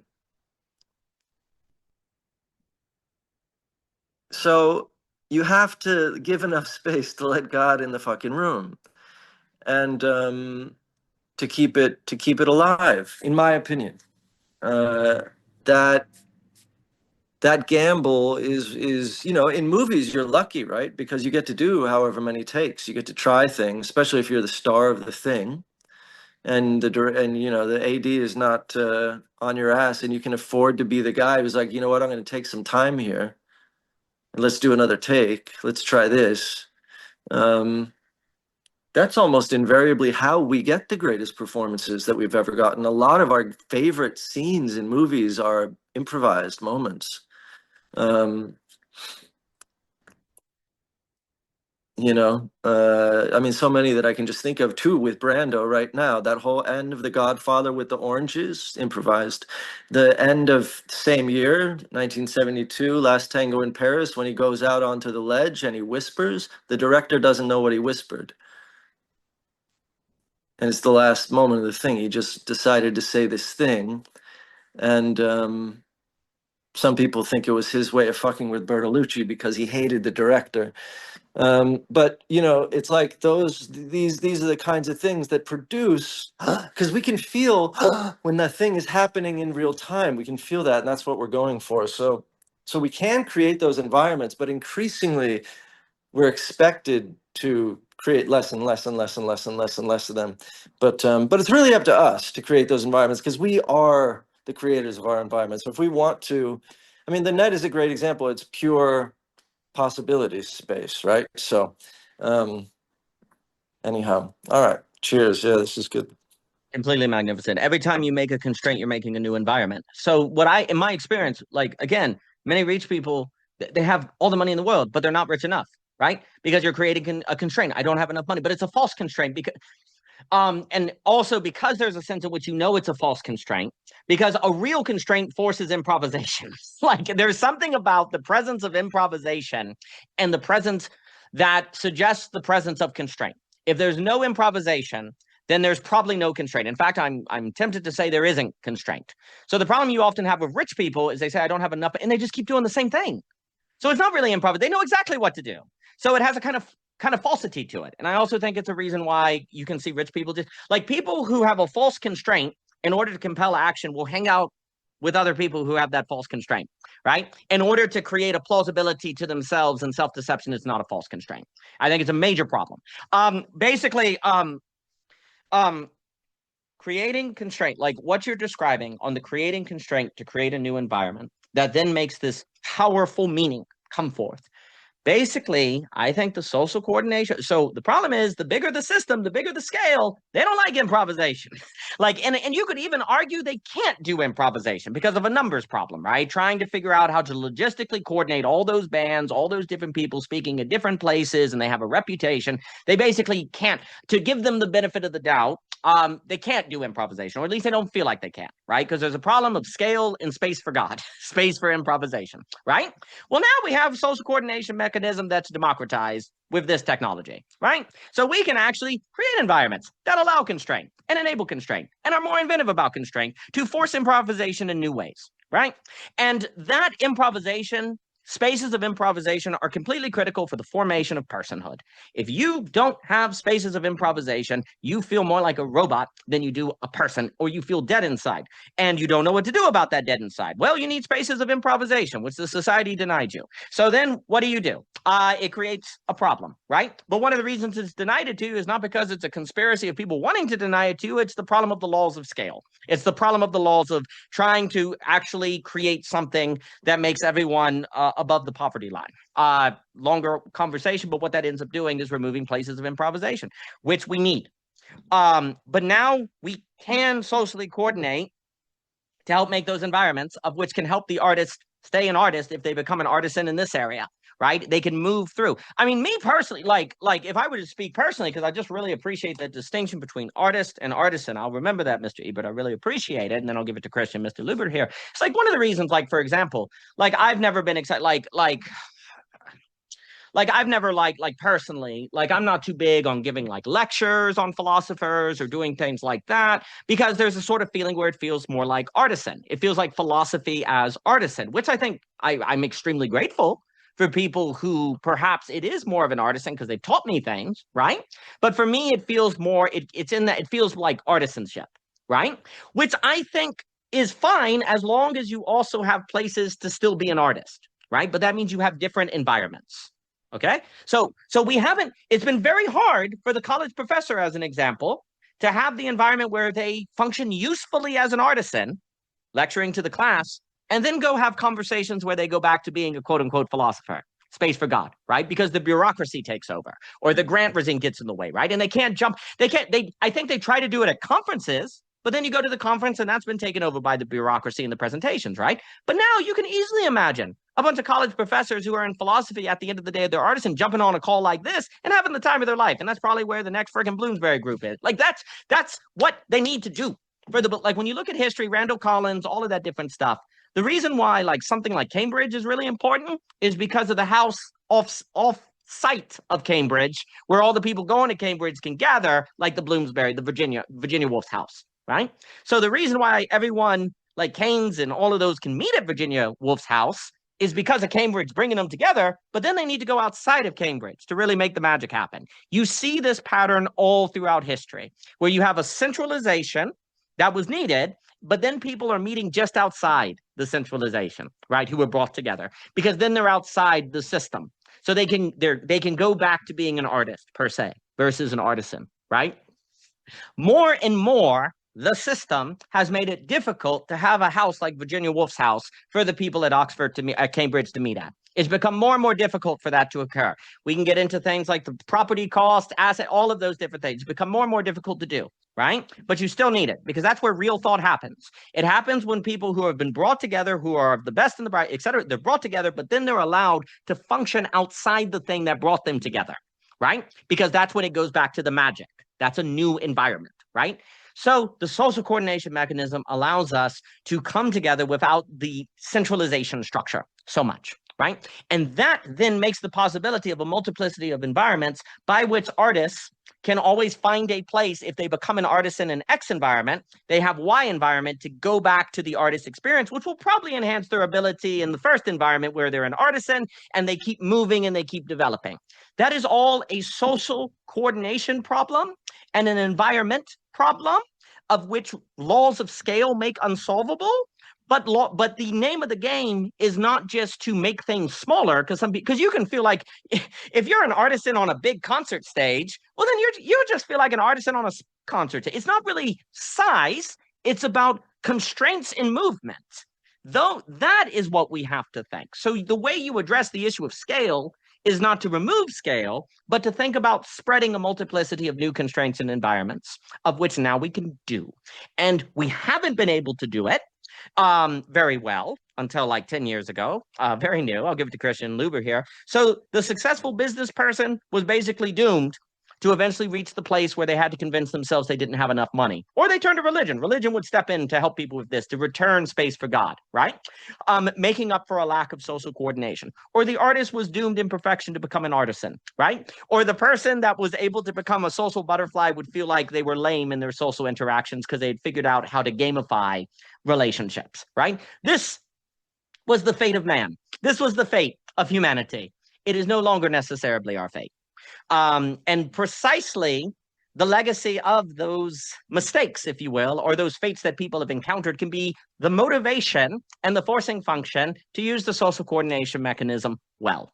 And the world that seems to be on fire can also help create that motivation to engage in a grassroots movement, if you will, of actually making a vibrancy of constraints and environments by which the person can be improvised. I can't say that word. Can, through improvisation, realize the fullness of their personhood, because it's critical. But let me give it to Christian and then Mr. Luber. Christian, please. Yeah, I like a lot of these themes, and two quotes that are kind of getting mashed up together for me are one that I won't remember verbatim from Jimi Hendrix, who said that something along the lines of a true artist is a messenger, and that's always stuck with me, and doesn't capture maybe everything of course, that we can say about what an artist is, but certainly rings true for me. Then we think about the medium is the message, and then we think about how the medium can be the artist, or how the artist creates the medium, so to speak, to somewhat restate what Ebert was saying. When we're playing with the contexts in which the art is happening and creating the constraints and this kind of thing. I know for me, being on stage with music, for sure, my favorite moments were always improvisational. It's to the point where for the last few years, I haven't been able to work on music because I've been doing all this local activism stuff, but in my head I'm just building the structures by which I can afford myself maximum improvisational opportunities, and those opportunities to kind of bring forth the musical whatevers that I find when I'm just exploring on my own. Like, how can I bring both of those things together as much as possible as a not very skilled musician? I mean, I can do some things with my guitar, but anyway. To then bring that into what you're saying, Daniel, about coordination problems. Yeah, I think there's something about the art of hosting, conversations. I'll call you without any reservation, Daniel, an artist. Maybe to some extent an artisan, to the extent that what you do has a methodology to it, but then at the same time there's improvisation in every situation. So there's both there, I would say. And yeah, I think that we're going to need these kinds of this kind of art to be done, where we're creating the mediums that allow the right kinds of messages to come through, where we just don't have those mediums. I mean, it's not just about, as you were saying, it's not just about a philosopher or a teacher having some type of platform or broadcast opportunity to like get messages out. It's about hosting a small chat, right? And how can we host more small chats? And how can we host small chats within bigger communities? How can we host small chats with when there's only 2 people? Like, right? We have to answer all of these questions. And then how did the chat of the 2 people come back into the bigger group? And there's all these interesting kind of design questions that, I mean, there's a lot of work that's already been done on them, but we need more and more and more work and more innovation in this regard. There's one other thing I was going to throw in there. Oh yeah, it's about your garage, Daniel. I spend too much time thinking about people's Zoom backgrounds, whether I notice that they're like intentionally curated sometimes, or the implicit significance of what's going on in our Zoom backgrounds. And as we were talking, I was like, I was thinking, and there's something about Daniel's garage Zoom background that's just appropriate for the net. And I realize it's because we're like a jam band, right? We're a jam band. We're getting together in Daniel's garage and we're just fucking jamming, and we fucking love to jam. So that's my last contribution there. Good to see everyone. I love you, Christian. Yeah, I cannot, the garage is the place to be. That's exactly right. Cannot agree more. I will throw it to Lou here a few thoughts. So for me, there's something about, when you're talking about hosting, et cetera, so forth. So for a few things. First off, delusionism, in order to avoid cheap delusionism, needs to be a multiplicity afforded by constraint. Okay, that's been the mistake. So that's how we fix that and bring Lacan and all of that. That's been the issue. Now that all has to be expanded upon. The problem is delusion multiplicity does not have a logic of constraint, of which is actually necessary for the transversal versus the tangential. It's a very large claim, but that I just wanted to say that. Basically, right now, there's a sense in which the artist is, in a sense, kind of damned to become an artisan without vibrant environments. And that logic applies to the person is damned to become, dare I say, just the body or the human. I'll just, the person is damned to become just the person, the human, unless we have vibrant environments. And this logic applies to everything. I should also note that I personally, and I always appreciate the emphasis on improvisation. That's huge for me. I personally have never liked philosophy that is not improvisational. Like philosophy that's not improvisational kind of sucks. It's great to, like, if I'm just watching and learning for improvisation, great, and that's why the artisan has a role. But the fullness of philosophy is found in the improvisation of philosophy, which is the net and spaces like that. And so for me, the idea of the net, because I know Christian was we were talking about the idea of the net, where it came from, is that the net was creating a space for improvisational philosophy and improvisational conversation, which academia does not.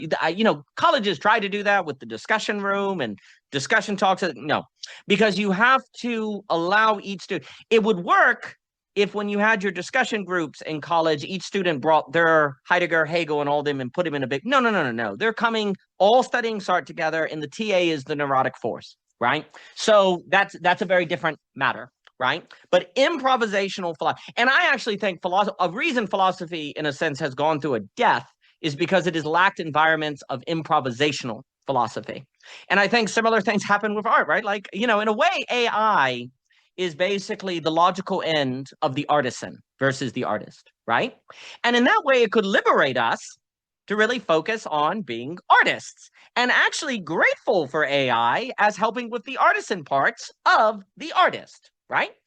The problem is because we don't know how to be artists and we all feel damned to slide into becoming artisans, when we succeed, then it feels like AI is Molark and it's going to doom us, right? Because we don't know how to stay an artist. And I'm using artist as a catchphrase for all fully human convivial states, right? So we don't know how to stay an artist. So AI is the master artisan, and we don't know how to, like, if we become a master artist, we become an artisan. So we're doomed. We're freaking doomed. Unless you can create new environments where there's always a new way to be an artist. And constraints that create improvisation is always a space for a new artist. If there's improvisation, that's a space for a new artist. So if you don't know how to be an artist now, then create new constraints that make a new improvisation. And when you master that improvisation, make a new way of improvisation. Make a new way of improvisation. So AI is going to force, the blessing of AI is the forcing function to make us take seriously and to focus on the art of creating the constraints of improving in a new way, of which will make us persons in a new way, and thus social in new ways. And this is bringing together for me Lacan, Deleuze, and all of those cats. So also I want to say that the kind of sublation, so you were speaking about the host. So for me, the role of the host in this sense, and then I'll give it to Mr. Luber, it's a sort of, the host needs to, in a sense, be an artisan of the art, of constraints that afford the making space for God, of the improvisation. Because here's the issue: if you introduce improvisation in a way that they can't vibe with, they look at you funny and they're lost, right? So what you want to do as the host, or the one who's the music or the movie, is to be very good at sensing what kind of improvisation could be introduced to these people, and they just go with it, right? Are these the kind of people that you could live introduce constraints and they go? And which constraints could you introduce and they just go with it, right? So the host becomes, in a sense, an artisan of discerning the constraints that can be added to these people, these particular people, in this particular situation that would make an art. So the host. This is why the host will become, the host has mostly been, for most of history, a sort of neurotic authority, right? The role of the host in social coordination is a certain artisan of affording the possibility of art, of which then always feels like art to the artisan, because you don't know what's going to happen. So it's an artisanship that affords art, and therefore you overcome the problem of the artisan falling into art, because you yourself are surprised by what occurs, right? And then you keep showing up and having the faithful presence, because 9 out of 10, the improvisation is that making space for God versus chaos. And that's what you are working on doing, and that's what we in the social coordination mechanism need to focus on, as being hosts, artisan of the art of constraints that afford God, in the way that Mr. Ebert was describing. And I think if we can do that, and we can do it, and we can spread it, and increase the number of people that do it, then I think we can start talking about a social that is actually a new address as opposed to a regression. But let me throw it to Mr. Luber. Mr. Luber. Very inspiring. Well, first, Christian, that was so funny to me when you said the Zoom background, because it's like, Daniel, you have a lot on your mind. You have a lot of stuff ruminating in your head. Your Zoom background captures that perfectly. Like, I just think that's so funny. I also thought it was funny when Ebert is like, yeah, these guys are like, it's like I'm a con man at that point, right? Like, I'm so good at it. I'm like a con man. It's hard to not think about Trump. It's like, I'm like, okay, what's the limit here of letting God in?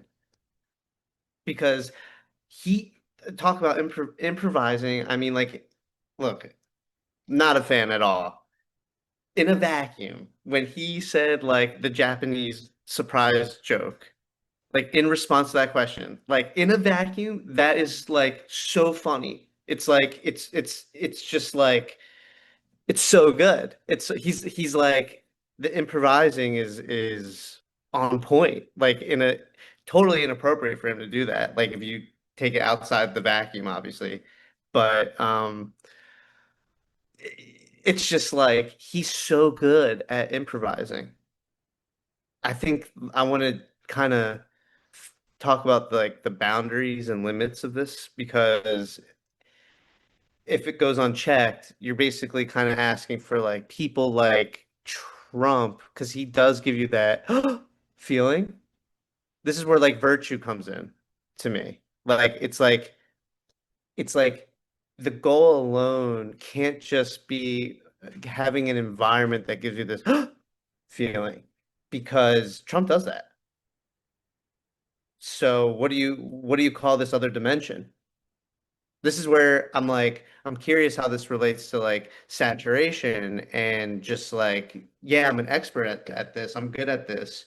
If I keep performing this, I'm duping you essentially. I'm a dupe. And I could just see Paul McCartney so funny, like 40 straight years, just doing the same fucking thing. Like something is so fucking funny about that. I love it. But yeah, it's like there's a certain this is where like you have to think virtue, and you have to think like not to talk about my own thinking, but you have to think about like what is the theme that they're kind of circulating? How are they circulating a theme here?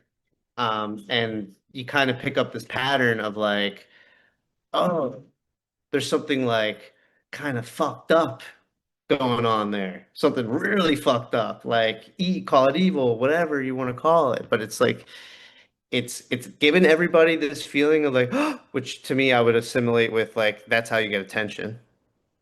You know, like at a certain point, like what I find interesting, like in trying to map these different analogies with like bringing Donald Trump in that political arena, and like when you're performing, I find that so interesting. You never had a set. That is like I've never heard of that, like that's kind of wild. And it makes sense. Like, of course I've heard of Edward Sharp, blah blah blah, like very famous. So it's like, of course there was a lot of successes, but it's like those times in a vacuum where there were failures, like I'm sure maybe you were looked at by your band as like a dictator or something. Like it's like this is fucked up. Like you brought us down. Like maybe they didn't vocalize that or even think that, but like just for the sake of like getting the sentiment out. It's like, how do you do it in a way? This is where I think virtue comes in. How do you do it in a way where you get more amazingness and not as like shitty experiences? And at the same time, like when you decide, like, okay, I got to stop doing this, like, when to stop, like that totally is in play, because like just to like the juxtaposition to you here I'm putting is Trump, okay? So it's like you're in that light, you're like a fucking angel, So it's like with Trump, we're talking about when is he gonna stop? There is no stopping. Like he might run again, like that whole notion. Like he's not gonna stop until he dies. Like that's like the total opposite of like I'm duping. I know I'm really good at it. I've had a lot of amazing experiences. I gotta stop, kind of thing. But yeah, like I'm just curious with like how does virtue come into play here? And this is where I would put virtue, and this is why I was saying lack is ontological. It's a shame he just bounced, but like if it's not ontological, then we're gonna get a lot more Trumps than a lot more Eberts, is basically the argument. So I agree. I forget. I think it was. I forget who was saying it, but it's like lacks relation to desire. It's like not just lack. Like and like yes, he's right. Just like in ontology, what occupies the ontological space isn't just lack. Like you have other things that you could bring down to the ontological dimension. Like it's like you could think about ontology through lots of different lenses. Each lens occupies a certain purpose and like design of like why how it speaks to the ontological dimension. But the specific purpose of lack here, as it relates to desire, is why it's that one is highlighted, is because that is the connection point of virtue. and like that is the strongest connection point to virtue, is basically the argument. So like that's why it's prioritized versus other relations to desire. Because what happens is, and there, he's not here, but it's like what happens is you get accidental results. You actually get real results. Because if you put lack at the ontological status, then you realize, wait a second, I'm not actively doing the things that I'm doing. I'm actually passively doing it through something that washed over me. And and when I have happiness or these other qualities of existence occur, they happen accidentally. And then once they happen accidentally, I can then become an active participant. Like I can actually choose to do the thing that washed over me because I've had accidental results that showed me that I should choose to wash over me. And then that's when you get into the whole concept of destiny.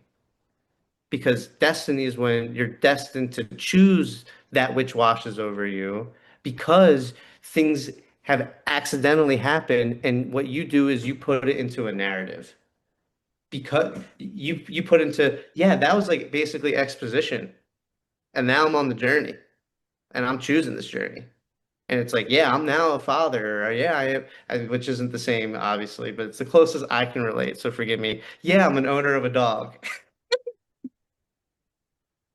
But like, you know what I mean? It's like I'm making this movie. I'm writing this book that's going to be 5 parts. Actually 6. Oh wait, it turns out it's going to be 7. Like it's that. But the what's I would venture to say that there was these accidental existential qualities that occurred prior to the actual choosing of writing that book or writing that project that happened that made you think, okay, I gotta surrender. I gotta actually like let it wash over me and choose it. So I just it's a shame because I thought creatively I was gonna bring in virtue for Ebert because what basically my whole like what I want to understand is how does saturation and the process of theory, which I've like read about pretty a decent bit and like I'm not an expert or whatever, but I can definitely talk it. How does that relate to virtue? How does that relate to ethics? Because at the end of the day, what we actually all care about is like we said, how do we have a space where we get this feeling? So like in that feeling, the ontological split, if you will, is understood by the split being connected by ethics, by connected by how do we now respond to that because there's like a that you should condemn. Like I would like I don't know why, but on Instagram there's these like people that pretend to be little girls and boys and reel in these adult predators and put them on camera and humiliate the shit out of them. And like they do it in such a way that it's entertainment. It's like really messed up, but I'm like, oh my God, like I can't stop watching. And like they're like slapping them and doing and like really embarrassing them. And there's like it's like there's some poetic justice to it, but like at the same time, it's giving you that, but like there's something not right about doing that on such broadcasting it in that way and doing it in such a vulgar way. There's like a vulgarity to the human being that has to be discerned on like how to respond to it. And to me, freak theory gets you to the point of how you actually get to but it doesn't, I don't see where it makes the discernment or how the valence of that is judged upon because the value judgment of it relates to how you arrived at that. So that's why I like to think that not all saturations occurring are the same because certain saturations embedded in it cultivate virtue and others give it a likelihood of being less virtuous. So that's something I wanted to propose, and I wish he was here to respond, but hopefully you're listening and you have a response and you're like, wrong, Andrew, here's why. Boom, boom, boom. But well, until then. Mr. Ebert easily will listen. Well, this has been wonderful this evening, everyone. And Mr. Luber, you have presented some very important questions and points that I think get at the heart of many things. So first off, I think Mr. Ebert may respond that freak theory is, and people use the word ontological differently, a ontological description. The question of which quality of saturation is better or not would be phenomenological, right?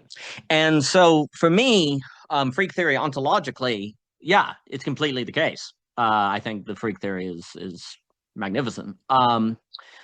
Mr. Ebert may say that the questions of evaluation of various saturations are outside the scope of the theory. That may actually require a phenomenological judgment or analysis, right? But what I think he may respond with is that often the phenomenological judgments ignore the reality of saturation or necessity of saturation, and as a result end up actually, in a sense, going in the wrong direction, or actually not aligning with how these things go. And also they create false binaries, right? Where, you know, the monk is opposite of the drunk. No, actually, they are actually ontologically the same, even if they're phenomenologically different, right? So I don't believe Mr. Ebert would say that the phenomenological questions in terms of value are necessarily made by freak theory. I think he would say, I don't know, I think he would say that whatever phenomenological judgments you make, which of course virtue would be getting at, they must take into account freak theory. And I think that's true. If it doesn't take into account freak theory, I think you have issues. I think one of the key components of freak theory that actually is going to get to your Trump question, which is, for me, very Hegelian, because freak theory is certainly, and Mr. Ebert has said it himself, seriously taking into account the end of book 1 of the science of logic, with the being and the repelling of being, et cetera, so forth. So is the isomorphic character of saturations. So the improvisation of Trump seems mighty isomorphic to the improvisation of Ebert, right? Or the band, right? Are they not structurally the same? Indeed. Indeed, they are. So what are we going to do about that? So one more point, and Daniel, I'll certainly pass it to you. So lack is certainly ontological for me. The question is, how is it ontological? So the way that I have thought about Deleuze and Lacan together is basically to say the I, let me just use that language.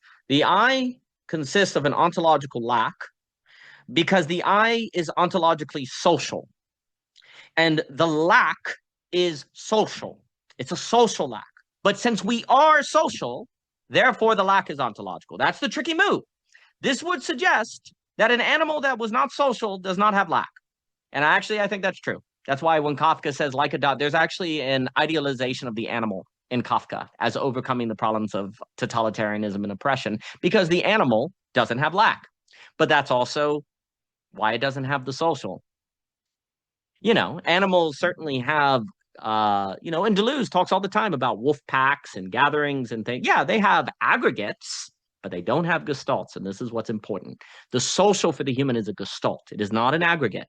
It is a functioning together. Now, bees have it. I'm not saying we don't see it, but here's the key. Any sort of gestalt coordination we see in the animal kingdom is lacking mind, of course, as we know it as human beings. And I don't think I agree with vector theory and et cetera on the notion that mind cannot be reduced to biology, right? It has complexity, science, emergentism, and all that stuff, right? So basically, what we as human beings have to do is achieve gestalt through mind, not without mind. You do see animals that have something like gestalt, but without mind. And I would actually argue that's not the same as gestalt, but it doesn't matter for our purposes here. So humans need gestalt through mind, but we don't naturally have it. So we're lacking. We're lacking. We're always already lacking. And you see the child, in the Deleuzian sense, doesn't realize it when they're young. They don't realize they're lacking because they're socializing. They've not encountered the other that says no, or I disagree. And that when the other child says, I hate you, that is an ontological feeling. That's not merely an emotion. It's deep. I am a being that can be hated. So the lack appears ontological and constitutive because you are constituted by your interactions with others. You are entangled, right? So the lack is social. But this would also mean the address of lack has to be social because it can't be individual. So here's the issue. The virtue is the movement of I/other, the I constituted by otherness always already toward the social. The unvirtuous is the movement of the I that is already social away from the social. And the reason why it's unvirtuous is because it's unreal. You are social. So if you act in a way that disregards the social, it's simply false. It's simply not real.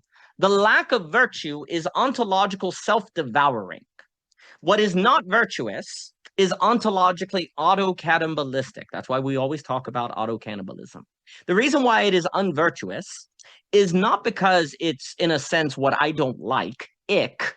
It is not virtuous because it is cannibalizing the ontology that makes you you by being toward it as if it's not what it is. So it's out of alignment with being in that sense, right? Because you are constituted by otherness. So what Trump is doing, so here's the issue, and this is why we're at, in a sense, the causer, the AI causer. Because the AI causer, as we've talked about in the book and we've talked about, the AI causer is forcing humanity to make a choice about improvisation. Because we're at the moment of history where improvisation has to be acknowledged as what the human can do that makes us uniquely human. Like our ability to improv. I'm not saying because the issue is AI is the master artisan. It can help us improv, but by definition, it of itself is not at a point of improvisation. Maybe it could be, maybe we can make it in that way, but it's certainly not until we do it as well, right? And even here's the key. If AI become a master of improvisation, that's not a threat to us because the thing that it does is improv with us, right? And so that becomes, we now have a relationship with AI, right? So we actually need AI because when you're in an improvisational situation, it's improvisational to the AI as well. So now it's a partner, okay? So we actually want AI to become a partner. At this point, it can't be a partner in improvisation. It can only be the artisan. But even if the day emerged where it was actually improvisational, well, then it would be a partner, not a replacement, because the end is open, right? Do you understand what I'm saying? So that means it's not a threat. It would just simply be your bandmate. And that's a very different matter, right? But that would require us to be artists, not artisans. So basically, at the AI causer, the end of true history, as versus absolute history, to use that language. Basically, we have to decide what improvisation is going to be used for. Trump is using improvisation in direction of I away from the social. The social coordination mechanism is using improvisation toward the social. We have never in history been any good at improv. It's way easier to improvise on the piano when I don't have to improvise with another instrument. It's way easier to improvise stand-up comedy than when I have other people around, right? Thus, the trajectory of least energy is going to go in the direction of improvisation that defends the ego, that benefits the ego, that doesn't need other people against the social. And that is actually the term that's used, the menti-divergent way of thinking that helps a person overcome all the game theory problems that constitute our social structure so they win. So the problem is this. Trump is menti-divergent. He is using thinking in a way that cannot be captured. He's the Deleuzian ideal. He can't be captured. But Trump is actually an extremely good example of why Deleuze without Lacan is in trouble. Because Trump can't be captured. And he doesn't fall into prisoner's dilemma or game theory problems or Nass equilibrium. So he just rises to the top because improvisation is how you overcome game theory problems. Being really good at it. But the problem is he overcomes those game theory problems in service of himself versus in service of the social. Satan is incredibly improvisational in the Bible. He's the most witty of all. He always has an answer. He's really like Jesus. Jesus always has an answer. He's always improvisational. They're very, very much isomorphic. But where Satan is telling Jesus to act in a way that makes him king that's individual, Jesus is toward the Father that has him sacrifice himself. Jesus uses improvisation for sacrifice in the social. Satan is using improvisation for power and dominance. And at our moment in history, the necessity of mastering improvisation cannot be denied because of the AI calls her. But we have to choose if it's going to be in direction of the social, which is the truth of ourselves, which is the truth of lack that thus makes it beautiful, or if it will be in service of removing ourselves from the social, which then means that the lack is in denial of its own ontological constitution, and thus is nothing. But of course, lack is not nothing, and so it is auto-cannibalistic. And that virtue, without virtue, and then I'll give it to Daniel here, virtue is the prerequisite for the possibility of improvising for the social. Where virtue is lacking, if improvisation is mastered, you have a real problem. The lack of virtue plus improvisation is dire. And it is the supreme accomplishment of the I without the social. And in that sense, we're at the end of history. In that way, we've realized the supreme accomplishment of a system of which does not identify the I with other. And it's a master of improvisation who has gotten through all of the game theory problems to the top. That is the end of that show. The question is simply, will we work to create and till the ground, create the conditions of possibility for the next show, which is where improvisation is used in service of the social versus ourselves. That's what the social coordination mechanism can afford. That's what philosophy can help afford. And that's what the work that we're doing here can afford. But let me give it to Daniel. Daniel. Yeah, that's incredible. I feel so saturated right now that anything that will come out of my mouth will necessarily be improvisational out of necessity. And you brought back the biblical themes there. I was coming in quite heavy with those titles earlier on, so there's something artistic about that. The AI garage band. I mean, I've been having plenty thoughts listening to all the input. I mean, this question of the social and like what that substance is, how it relates to the self and how it relates to the self relating to the other. So the status of the other is the thing that I come to a lot. Like what is the other? Where's the other? I think Luby, you're speaking about this in terms of lack, like or the other language you've been using is like the status of lack. Is it ontological, and what effect does that have? I'm not sure where I'm getting it from, but I mean these visions of the social body, like I'm thinking of Plato, but then also in Daniel, a lot of those visions have to do with kingdoms and empires, like they are in exile in Babylon, and in a sense, like it's a bit neater in that context because it's closer to the city-state formation. We're quite a long way from that formation, which means that we need to think about it differently. We necessarily are. I mean, power operates differently, capital's operating differently, relation. So I wonder how much the other difference would be that movement through the gospel, like that vision of the breakdown as like human empire exalting its own economic and military power over the power of God or the word of God, is that kind of Old Testament form. And then the word of God comes, and then now it's a different situation. That's what I was kind of wondering around. So what is the transition of the apocalyptic form from the Old Testament now into the in the Revelation form? What is that apocalypse? The bow imagery is really incredible, and also traditionally, like Zen, Arjuna in the Bhagavad Gita he's an archer. He's an archer. What's the word? He's an archer. An archer.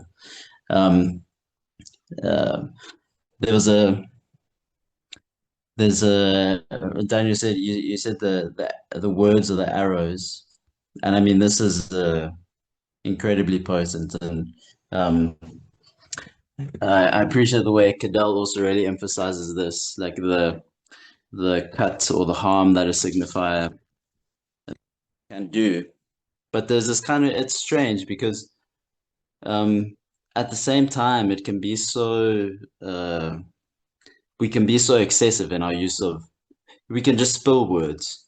So then there's a skillfulness and to the use, the timing, and then what is that skillfulness? Like I was remembering this moment with the thunder.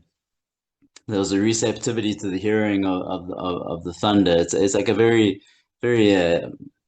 instantaneous moment, and I think Luba was using the words of activity and passivity and how these go together. That's part of why I think archery is such a beautiful example, is because the activity is this active release. It's like an active release, like an active drawing. It's a similar thing to golf in the Zen like if your mind's not energy, you're out of the game. Like it has that quality, which is kind of in terms of these pockets in society who kind of well, I guess rich people who have kind of half solved the problem by cheers, Luba. By they play golf. I was trespassing on a golf course this morning. Actually, I was trying to get home. There's a myth coming from the Sand Bushmen about how the bow and arrow got made. So maybe I'll just include this myth at the end because I brought in like the heavy biblical stuff. So I mean, it's the transformer trickster god is what's a transformer, shape shifting. His son, he sends the son into the wilderness to get sticks to make an arrow because they're making a bow and arrow together. It's sometimes spoken about how the baboons came to be, because the baboons, before they were baboons, they were hairy. The son goes out, he's looking for the sticks. He comes across the baboons and they ask him like what he's doing, and he responds very simply and honestly. And then they just kind of start chanting it back to him, repeating what he was saying back to him and like running around in circles. And then they grow suspicious. Oh, what if that thing that he's trying to make the arrow that he's going to use against us? And then they turn violent, and then they attack him. They crack open his skull, they put him in a tree, and they take out his eye. And they know that this eye is valuable, but they don't know what for or how. So they're improvising, chucking it between each other, throwing it around. And there's something like competitive or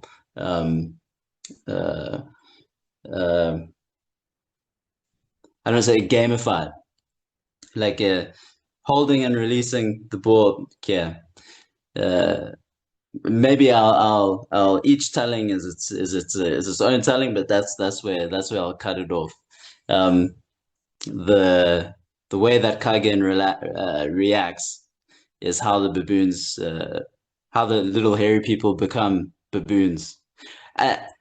I think baboons are, for me, a very good primatological or a reference for understanding our own sociality because of their same difference. Like they're old world monkeys. So they're not like chimpanzees in the genetic relation proximity. They're kind of on a different evolutionary trajectory from further back, from say chimpanzee, but then they're very social in ways that are very similar to us, the hierarchical dynamics. that exceed other apes in just my kind of cursory sense. So like the same difference of the baboons has increasingly fascinated me. It was like I found it to be a really helpful mirror or reference in terms of thinking about our own sociality or social substance or I mean let me put it, it's been a long session. I'll put it down there. Like, but there's the thing on otherness and death. I think death is being in the background for me, and was that theme of grief was coming in, like because if we keep moving ourselves into emotion in order to see if there's something there, like maybe there isn't something there, and maybe that's what death means. Magnificent. Thank you all for being here. How we react determines who it is we're speaking to. Like, reaction changes who the person is in front of us. And the problem is we haven't learned how to react well, because that is fundamentally an improvisational activity. And until we have the social coordination mechanism, we couldn't be so trained, or the average person could not be so trained readily. People went to colleges perhaps to learn, they joined arts, bands, etc.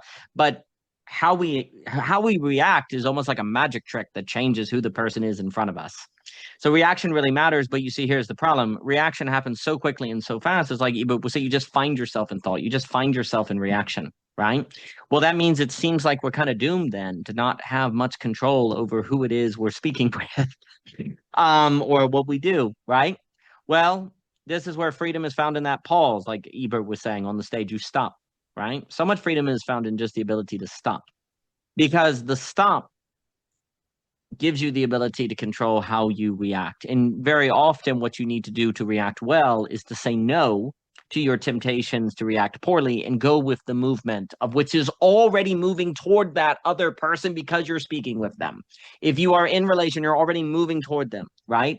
So what you need to do to continue to maintain that freedom of realizing yourself ontologically as I other is to say no to that which would kill the relation. Because when you imagine the Christmas party 20 years from now, what you're imagining primarily is a maintaining of the relations, which means people control their reactions to keep the people around them family, as opposed to people they share blood with and wish they didn't. So the ability to control reaction certainly impacts our destiny, because it impacts who the people are in front of us. A few things on Christianity, because I think this is important, like you were mentioning kingdoms and etc. So 2 things. First off, a reason why I like freak theory in the idea that the monk is isomorphic from the drunk is because that sounds like Christianity a bit. The least will be first and the first will be least, and anyone can be redeemed at any point. So it turns out that if you become the worst of the worst, you actually ontologically, in a sense, are right there to be the best of the best. You just need a change of perspective, right? And I think this is quite aligned with Christianity. If someone like Trump were to actually turn around and be in favor of the social versus himself, what could that man not, what could that guy not do that would bring about the social, right? So an individual, that's why there's always redemption. No matter what you do in life, there's always redemption, because you can't help but ontologically have the structure of the redeemed quality in becoming the unredeemed. That's why the angel becomes Satan, right? That's why the worst of the empires become the best of saints. The worst of sinners become the higher, because the saturation principle, what Mr. Ebert is saying about freak theory. The difference is the phenomenological orientation. And according to the Bible, what changes phenomenological orientation is the Spirit, right? The Spirit comes upon you and you change how you see. And the Spirit comes upon you precise, like in whatever ontological quality. It doesn't need, here's the key, it doesn't need to change you ontologically, right? It doesn't need to change you ontologically. It needs to, it's all there. Everything is there. It just needs to change you phenomenologically, how you see, right? How you see. So there's always potential for grace. So this would also mean that if the world is on the verge of burning itself to the ground, the worst of all possible situations, it cannot do that without ontologically in its structure actually be positioned to be the best of all possible worlds, because of freak theory, because the monk is the drunk. So the world, the worse the world gets, the more it is actually ontologically like the best it can be, if only it could change how it sees, if only it could change how it relates to the other, because that's the difference. Does improvisation serve the other or not? Do we control our reactions or not? And if we take that language of Holy Spirit, then Holy Spirit is that of which changes our reaction to the other, so that this ontological structure that could be the worst of things ends up serving the best of things. But that is found in how we are open to the other person. So this world that seems to be burning to the ground could actually be right on schedule for new creation, precisely because structurally it is the structure of new creation, if only we change how we see. But that means we have to be taken up by the Spirit in this sense, right? We could mean Spirit as the Zizekian sense, the Christian sense. Basically, I would like to suggest that if we're talking about the kingdom of God, the new creation that Jesus is talking about, there's a very real sense in which I would like to say that the technological and social conditions were not there for that until we got the social coordination mechanism, which now we have. Like, the reason Christianity fell into Christendom is because of a lack of material and technological possibility, of which forced that to be the only way that it could spread and have political and economic consequence. And it wasn't necessarily a mistake, because it gave us the internet, it gave us this technology, but it depends on what we do now. And Spirit can move in this very horizontal way now.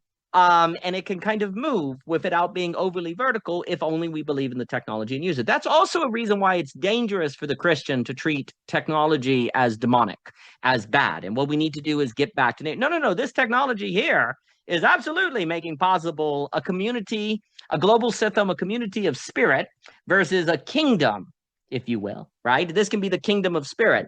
And it's thanks to the technology. Now, of course, the problem is that technology, of course, I think the reason why Christians get the intuition that technology is demonic, because according to freak theory, it has the same structure as that which would afford the Holy Spirit. So ontologically, it is the same.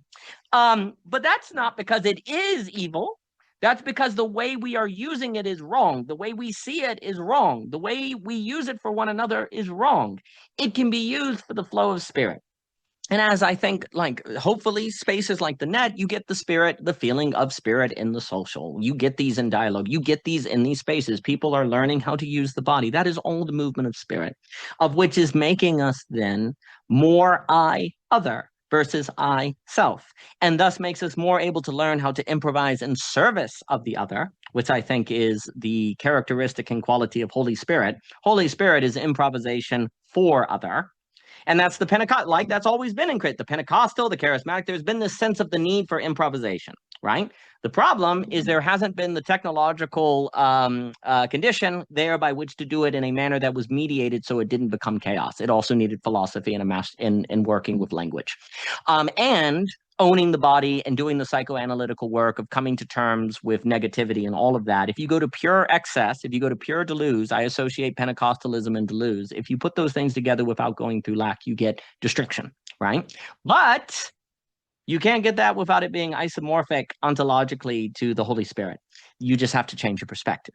And I think basically the work of the social coordination is spreading that change of phenomenological perspective so that we might actually realize New Jerusalem. And it turns out metaphorically, New Jerusalem is a movement of spirit. It's more like getting together online to have a talk with wonderful people and having the spirit move through in all those spaces than it is some tall tower that Satan tempts Jesus to jump through so that the angels can catch him, and thus send a message that the tall tower is the way to go.